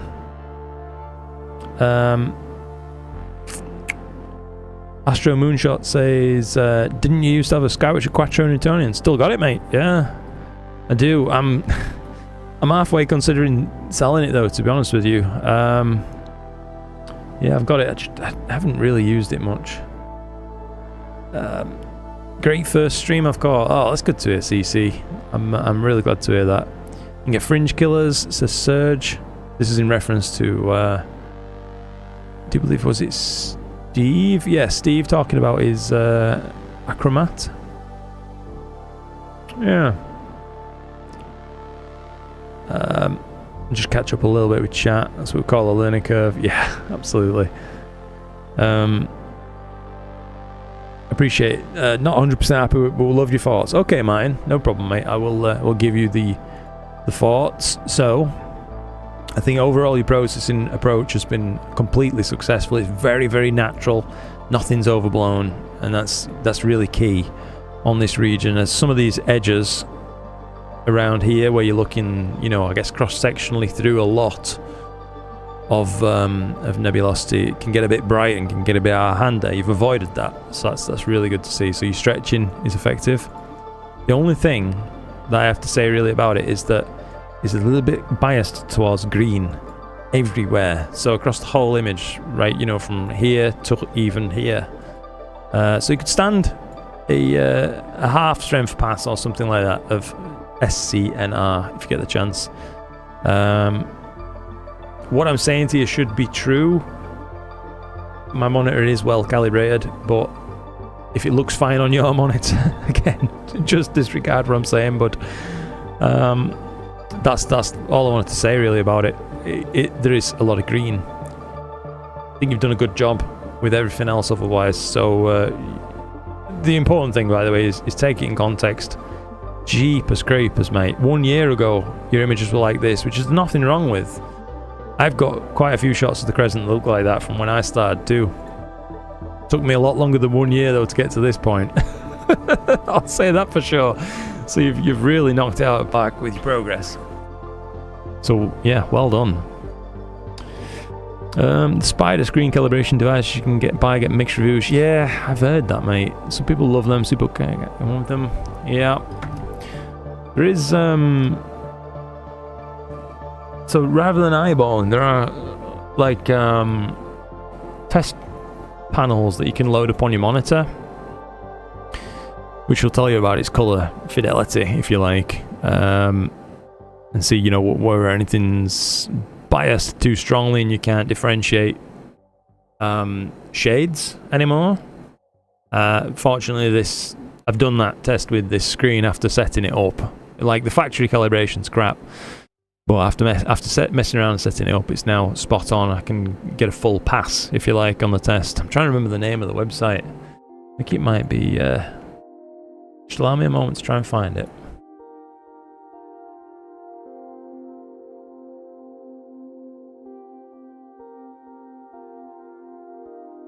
I think it's this page actually. Let me just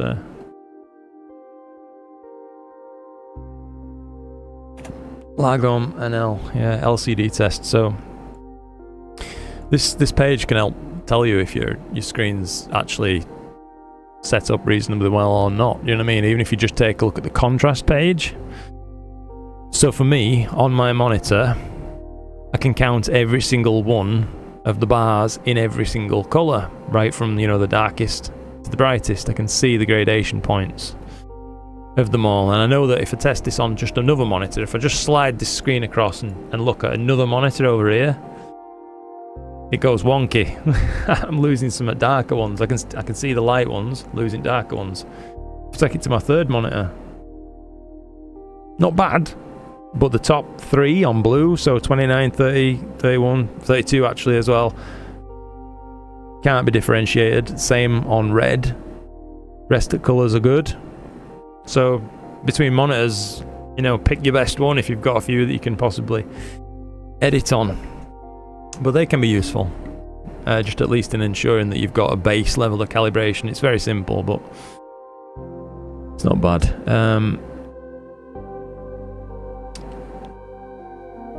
I've got a 10-inch f4 and I have really big issues with the calibration of the thing. Did you have similar issues? Is it Skywatcher by chance?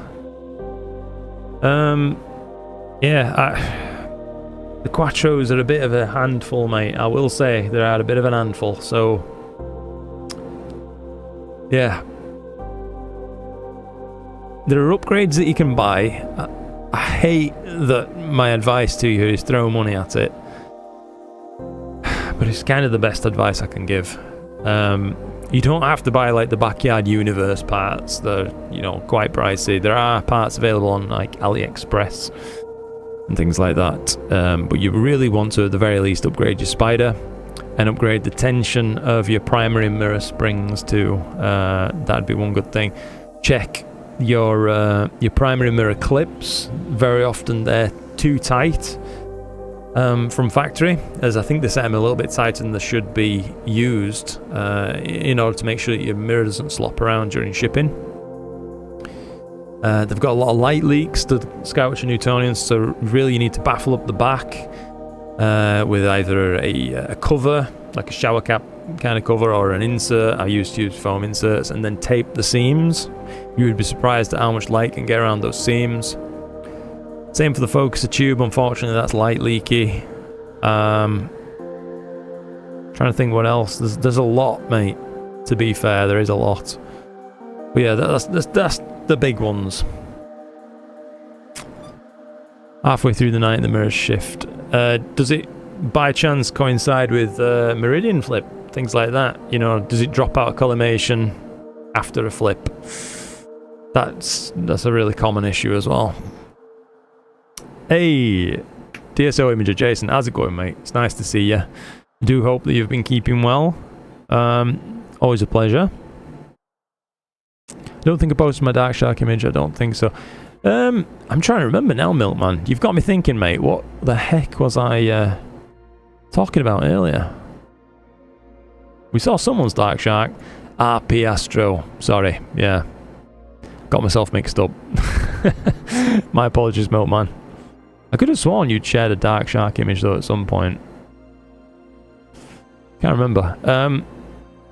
Do need just a moment, chaps. Be as quick as I can. It's just I'm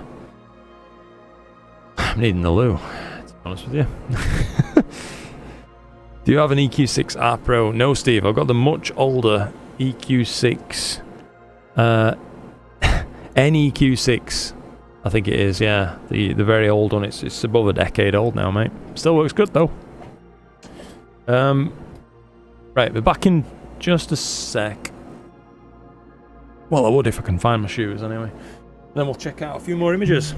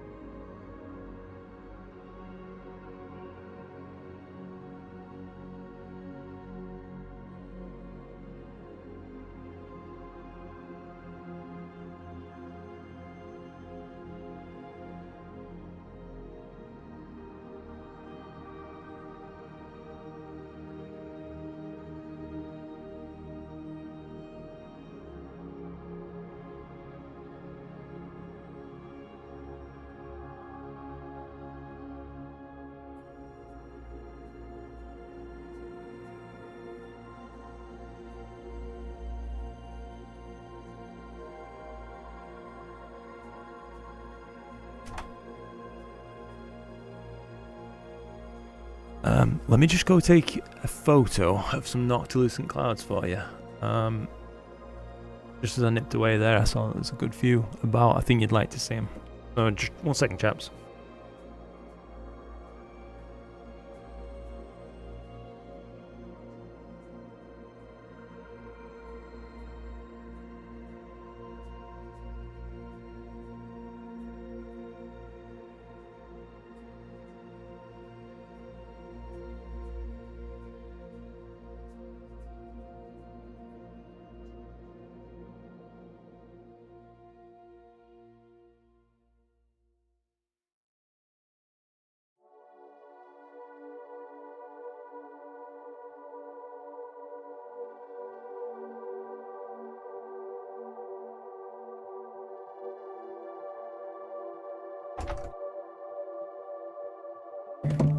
Ooh, I'm back. Sorry about that, chaps.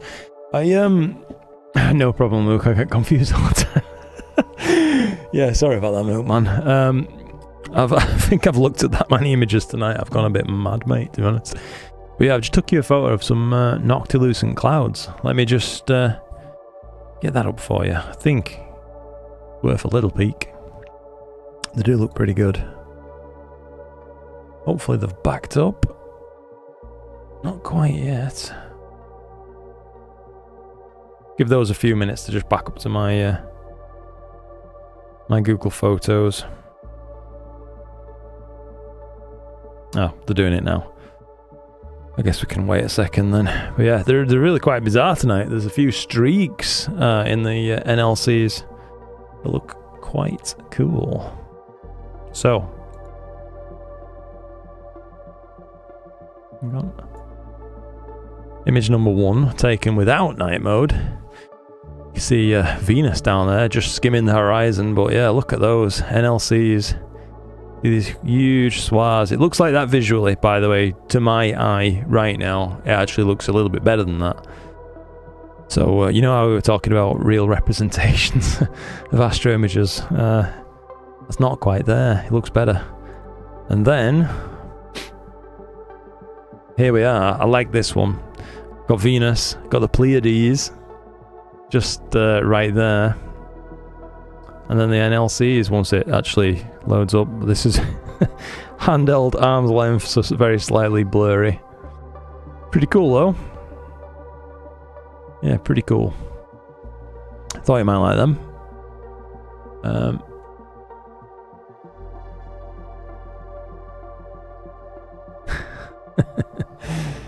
Oh, I don't know. Alright. Let's crack on. Let's have a look at a few more images if you guys have still got the stomach for it. Too much morning voice. Yeah. I don't know what you're talking about. Yeah. You should hear me on the morning. I talk like Barry White. Have 100 OLED monitors to show images. No, we don't have 100. We have 1,000, Ray. I think you're underestimating the powers.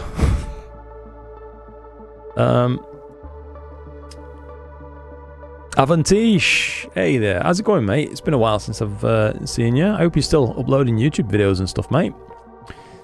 Michael says, Lucas struggled with cropping and how to do it properly. With the Dark Shark you just reviewed, is that cropped? It was shot with the SQA55 and its focal length of 264. Oops. Hold on, we've had a crash. Still live? You guys can just let me know.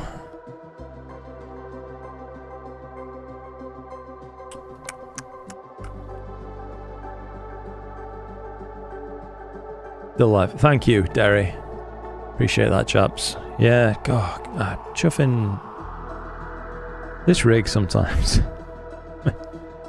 Honestly. Right, we're back up and running.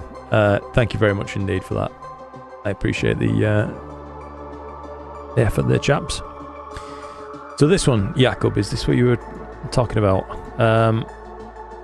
So yes, it looks like the edges have been cropped off. As there's no stacking artifacts present. Alternatively, if by cropping you mean you can use it creatively rather than just as a, you know, a function to achieve a means to an end, getting rid of bad data, etc., you could creatively crop in on just the head, etc. Is that what you mean? Anyway, sorry, we're going to look at this Andromeda from Cherry Springs that Al has shared, actually. Loads of colour. Loads of detail as well, so that's nice to see that, Al. Nice smooth background, gradient free, as far as I can see, basically. The only thing that's coming through is a little bit too much green, of course. There is an element of green sweeping around this whole thing, and in much of the background. But yeah, I think just a passive SCNR and that would be gone. I think you've done a wonderful job. Otherwise, it's 99% of the way there, so just a little bit of SCNR, not a full strength pass, and that'll rectify that little green issue. Cool photos. What you're shooting? Thank you, mate. We were shooting M16 tonight for the third live stream in a row, or whatever it is. And also a community choice. I asked people what I should shoot on my second rig, and they asked for the Wizard Nebula. So that's what I've been shooting, mate. These past few sessions.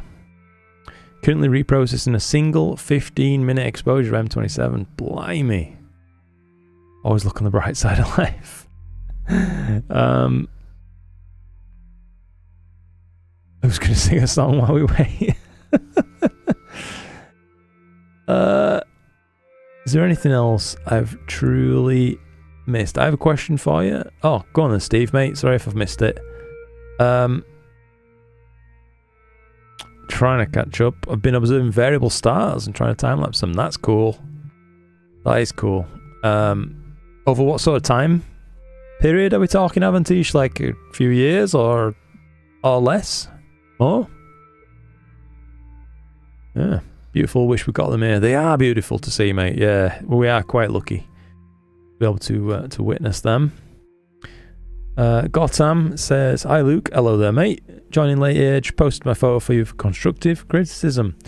Posted it a couple of live sessions ago, so if you've already gotten to it, I'll check the video later." Nice one, mate. Yeah. If you've just posted it, then no, I won't have gotten to it. I can have a quick look though. Still busy with work. Ah, that's fair, dude. Yeah. Back in a moment, gonna go shut down and cover the rig. No sweat, and no problem along gear as well. I will just check out Gotham's image. Doc Groggy? Is this your image, mate? Maybe, or... Oh, GD Gotham Dash. Got ya. Cosmic question mark. I should have seen that there. Stock Canon 90D. Canon 1 to 400 400mm at f5.6. 4 hours of integration. Nice. It's a bit heavily compressed, unfortunately, but I can see, you know, what you've achieved with it, and you've done a lot with an unmodified camera. So yeah, well done. There appears to be a bit of a gradient going from left to right, but I can't also be sure, looking at the width of this thing, what's causing that. But yeah, it's just a pity it's not a high resolution image, that one. Let's take a look then. Got your third multi-night project scaled to 60%, fit under 10 megabytes. You think your fifth astrophoto all in? Okay, mate. Nice. Cosmic question mark. Interesting target. Yeah.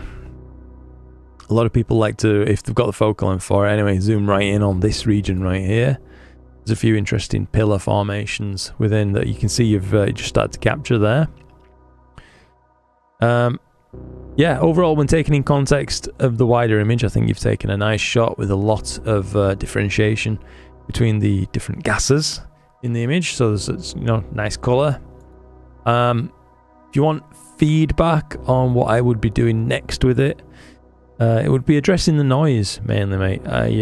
It looks like there is, correct me if I'm wrong, potentially some correlating noise from such as, is this unguided? Is it not being dithered during capture, or not being dithered enough? There seems to be some you know, regularity and pattern to the noise in the image. Your black point looks set quite well overall. This is the darkest part of the image. Largely gradient free, although the top is a bit brighter than the bottom. But yeah, I think overall, mate, it's a nice shot, and you know, thank you for sharing it. I hope that's some useful feedback. Not dithered, got ya. So yeah, it is a little bit of fixed pattern noise that we're seeing right there. That is hard to get rid of, admittedly, bud. So in some software you can set up blind dithering though, which might help. Yeah, nice stuff. On a Scourger Star Adventure GTI with 10.5 pounds. Whew, that's right on the edge, innit? Yeah, well done, mate. Doc Groggy, M42 last February. Burlington. Okay. That stock Canon 90D again. Canon 90 to 210 lens, 125mm f5.6 from 1989. An hour and a half. Well, if this is your second attempt at M42, as you say, mate, that's cracking. That's really, really lovely to see. You must have some good skies wherever you're imaging from, because that is a lot of dust, especially on an unmodified camera as well. A lot of HA being captured. There is a green bias to the image. You can hopefully see that coming through. Easy enough to tackle, as I've mentioned to a few other people. Subtractive chrominance noise reduction, SCNR, is typically abbreviated to. But yeah, have a look into that if you want to just adjust the colours very slightly. Looks good. It does indeed, mate. Yeah. Most recent observation was of Barnard's star and 61 Cygni tracking their proper motion. It's 2 years. That's fantastic. Valerie, hello there, Valerie. First time you get there while you're live. That's good to hear. In case you don't know, Valerie, I do make sure that every video, live stream rather, is uploaded as a video after the fact. So if you want to catch up on any of them, such as this one when it's finished and you want to catch the start or whatever, you can navigate to my YouTube page, just click the live tab and find all the live streams on there if you want. JPEGs don't do them justice, Doc Groggy. Absolutely, I agree, mate. Yeah, the preferred format, if you want to upload to Discord, is PNG. Does seem to do some secondary compression to images uploaded as a JPEG. So this is from Charles. 212, 20-second subs, hoping to graduate to a real rig soon. Well, it looks like your rig is pretty real as is, mate. I like the shot. Beautiful target. I'm assuming with what you've said, it's probably a smart telescope. In which case, rock on, mate. Yeah, I think you're doing great. Don't worry about anything. Just keep shooting. Yeah, you're taking some nice shots there. This was Dew Controls M27. He's just gone to close his rig down. Photon Voyager. We'll do a couple more, and we'll have to wrap up shortly, as I think I'm losing my voice slightly. See Star S50. Nice. Yeah, mate. Like I say, incredible. Really, given what you're doing with what you have, I think you're doing really, really well. So just keep at it, keep enjoying yourself, and keep that fire burning for deep sky. A lot of the changes that you'll probably see as you progress through your astrophotography journey, if you do wish to undertake it, a lot of the largest changes you'll see won't come actually from hardware. As you mentioned, in graduating to a real rig, they'll probably come from software. And your own practice, if you like, I suppose, getting your eye in, getting better at processing. Not that there's anything wrong with what you've done, by the way. No problem, dude. The snow globe. We will have a look. Oh, and Casey, welcome back, mate. It's nice to see you again. And thank you again, by the way, Casey, for your support in all the streams, as it happens, and included this one. Hope you're doing well. Have you observed the recent nova? I've seen it visually. I have not. No. Incredible. It might be too low in Velorum. I don't think I can observe Velorum. Amazing M81, M82 from Photon Voyager. Let's just take a look then. So, CC, welcome, constructive criticism. Okay. Can be seen in the red hydrogen clouds, now visible in both galaxies, but more prominently around M82. Unfortunately, I don't yet have the skill to process the data in a way that cleanly isolates just the H-alpha signal. This has resulted in a noticeable red tinge across both galaxies, but more noticeably M81. Okay, this is my fourth and final attempt at processing the data. Okay, he's added the data to the Discord channel if anybody wants to try it too. So that's nice to see. Shot from Bedfordshire, bottle 5, 32 hours. Whew. It's quite the data set. FF65, an L quad, and an SV220. Alright. So, an L quad is a challenging filter proposition, I think. I hate to say it now, as you've already got your data, but you may have been better off with just a UV IR cut filter, I feel. For some of this, as I can see that the colours are skewed in such a way that they may not be rescuable as a result of that L quad. It is still very nice, but there is a lot of noise, particularly, you know, in these outer regions that's came out as a result of the processing. The background, I don't know how specific to get with this, and whether it's just going to be too much feedback. I'll just give it. So, a lot of these background stars, they've got a lot of colour, but some of it looks a bit Christmas tree lights. Do you know what I mean? Some stars are green, blue, reds, yellows. So it ends up looking a bit odd, a little bit weird, I think. Now, the things that I like about the image, by the way, and I want to focus on that, the core, the cigar galaxy right there looks phenomenal. There's a huge burst of HA emanating from that. That looks great. I think you've done a good job of adding that without actually altering the bias, the color of the galaxy too much. This one, Bodes has gone a little bit, perhaps a little bit awry. I can see how you've tried to fit the HA data in, but I can also see, as you've already pointed out yourself, the problem predominantly in the core, where it's gone a little bit pinkish red, away from what should be like a yellowish white, if you like. But yeah, there's a lot of data there to work with. Would be interesting to see if anybody else has a go. This one's very much a different case. It's really heavily pink over here. So yeah, of the two, this is better in terms of noise reduction. Definitely better in terms of noise reduction. This one's better in terms of colours. There is overall a green cast though. So that's my full set of feedback for that one, if you like.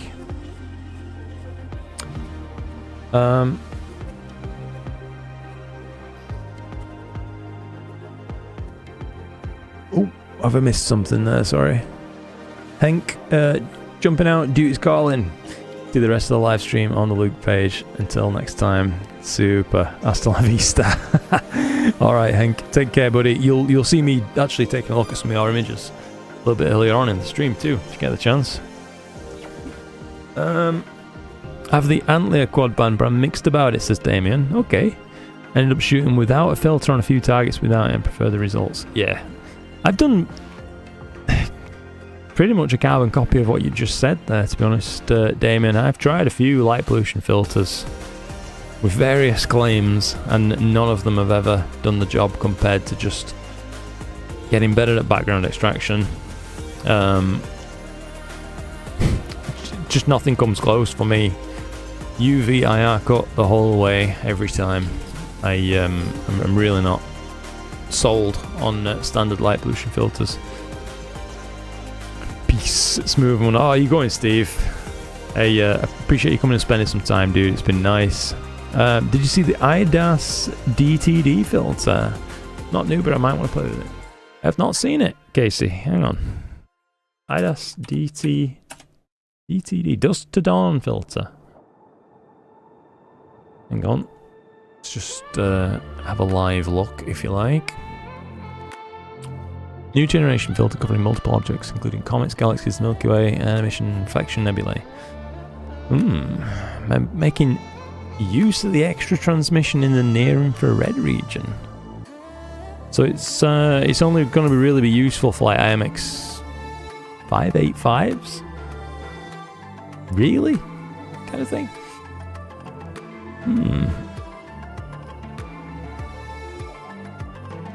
That's like, you know, commonly available in it. One with usable boosted infrared. IR section with very low light pollution. H alpha, O3, and some in the 400 to 450 nanometer range. That's one odd filter. I can't help but feel a little bit like the charts are slightly disingenuous. You know, like white LED. Really? I would have thought by its nature a white LED would have been a bit broader than that to achieve white. I'm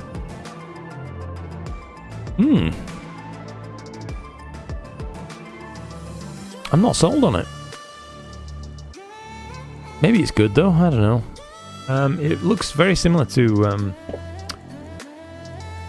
which is the there's another filter by IDAS that incorporated infrared, HA and O3 basically without this extra band over here. Wait till you see the halos. Oh no. It's the halos to look out for. Haloing at the camera in an optimized region becomes more apparent, coupled with haloing from the filter itself. GNB, that's the filter I was talking about.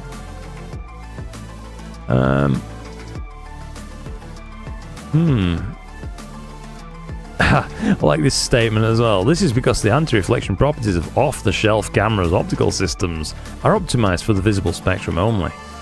Just pass the problem on to the manufacturers. Fair enough. Oh dear. I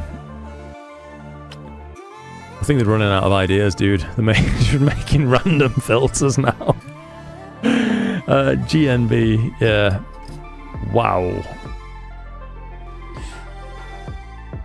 Just posted your last pic. Would love a critique, Valerie says. Hang on then. Let me just... This is great. We'll be watching more frequently. Good night, mate. Thank you for coming and spending some time. I'll have a look at your image then, Valerie. I will have to go shortly, though. I've I've completely worn out myself and my voice. Where did you post it, Valerie? Is it... Oh, Pete. That's really kind of you, mate. Thank you very much indeed for the tip. I do appreciate that. Keep it up. Thank you for the sticker, dude. That's kind of you. Random is my middle name. Am I just let me know if you think I'm way off base with that filter, by the way. It just looked a bit wacky, you know what I mean? Many thanks for your feedback tonight. No problem, mate. And great live stream. Didn't realise so much cloud had moved in. Off to bed. See you next time. See you later, mate. I hope you're still here. And I've managed to say see you in time. Sorry about that. Oh, thank you again, Peter. That's terribly kind of you. Yeah, the NBZ, that's another one. I don't mind the NBZ. That worked alright for me on most stuff. Just waiting to see if Valerie's image pops up. Is this Valok?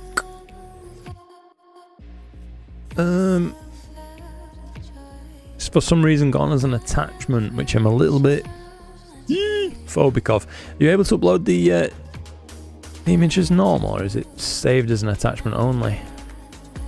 You know, like when you click new post and you click the plus, you can add the image.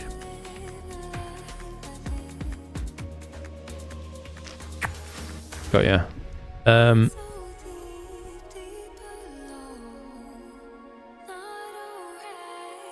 Well, mate, I've got to go to bed. Oh, sorry, Steve. If you've got a moment then, mate, I will try not to keep you. Where is your image? I know you've been talking about it, and I'm so sorry I've not got to it yet. I'm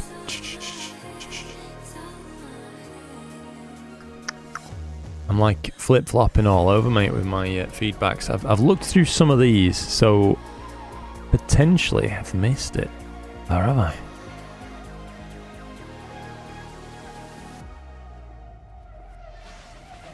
I guess Steve might have gone. Damn it, I feel bad. Oh, cat's eye. Original message was deleted. Snow globe. Here we are. Right, super. Let's have a look at this. Ooh. Where's this target, Steve? I've never seen it before. I love the coloration. It reminds me a little bit of you know, like Hubble's original image of the Ring Nebula, with that like coppery outer. Yeah, that's an interesting target, Steve. Now, if you want feedback, obviously I can see some of the stars are a little bit big, and there appears to be some kind of I'm guessing cable diffraction or something going on with that spike going through them. Are you imaging this with a hyperstar or similar, something like that maybe?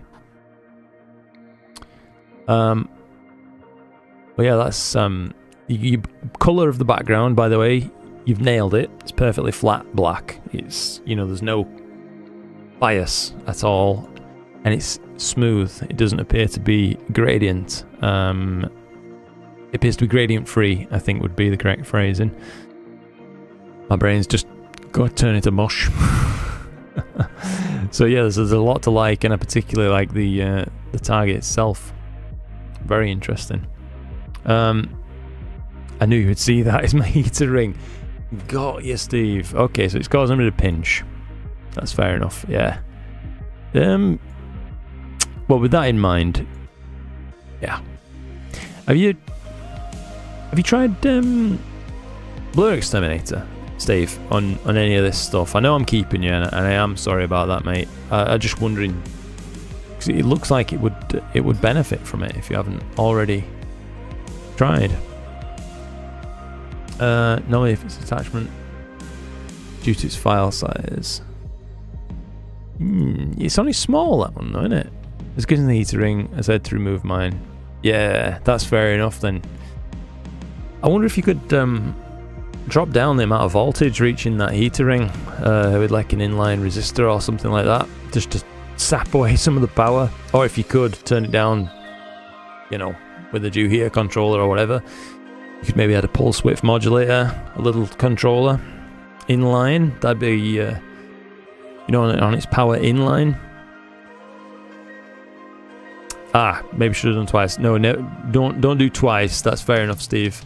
If it's already done, I'm wondering if there might have been a degree of defocus then.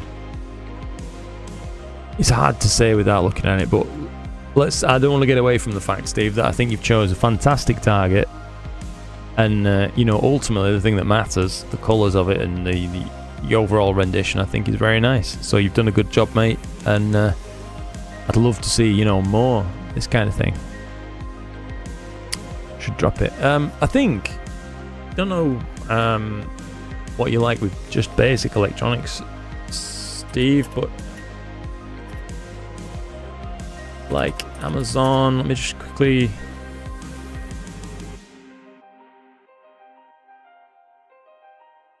12 volt PWM. Yeah, you get something like this, Steve. Oops.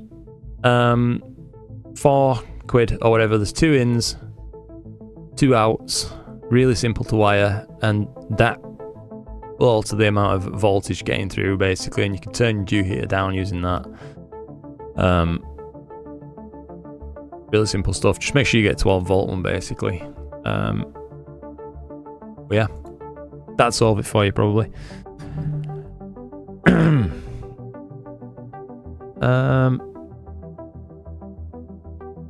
Good stuff. Right, sorry, I will take a look. One last chance on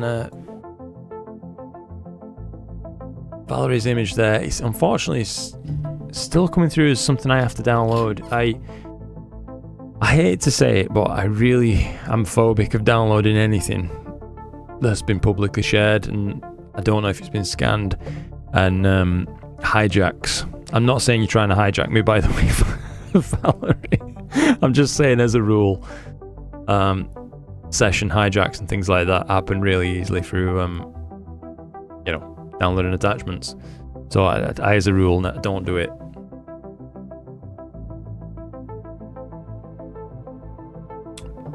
Obviously my YouTube and all that kind of thing is my livelihood, which I can't risk. Ooh, Ram Abraham. 9 hours of integration, look at that thing. 61 EDPH3 with a 075 reducer, L2, Bottle 7 Prague. Bottle 7 Skies Ram. Bloody heckers, mate. Lovely colour is achieved. Could stand a tiny bit of noise reduction for my tastes, but overall it's not objectionable. Nice and flat, he's done a good job of getting background looking good. Black points set well, no colour biases really to speak of. Star colour shape size is good. There's a lot to like. That is a nice image. Well done, Ram, I would say, on that one. Astro images, I think. Glad you liked it. You should turn into night, mate.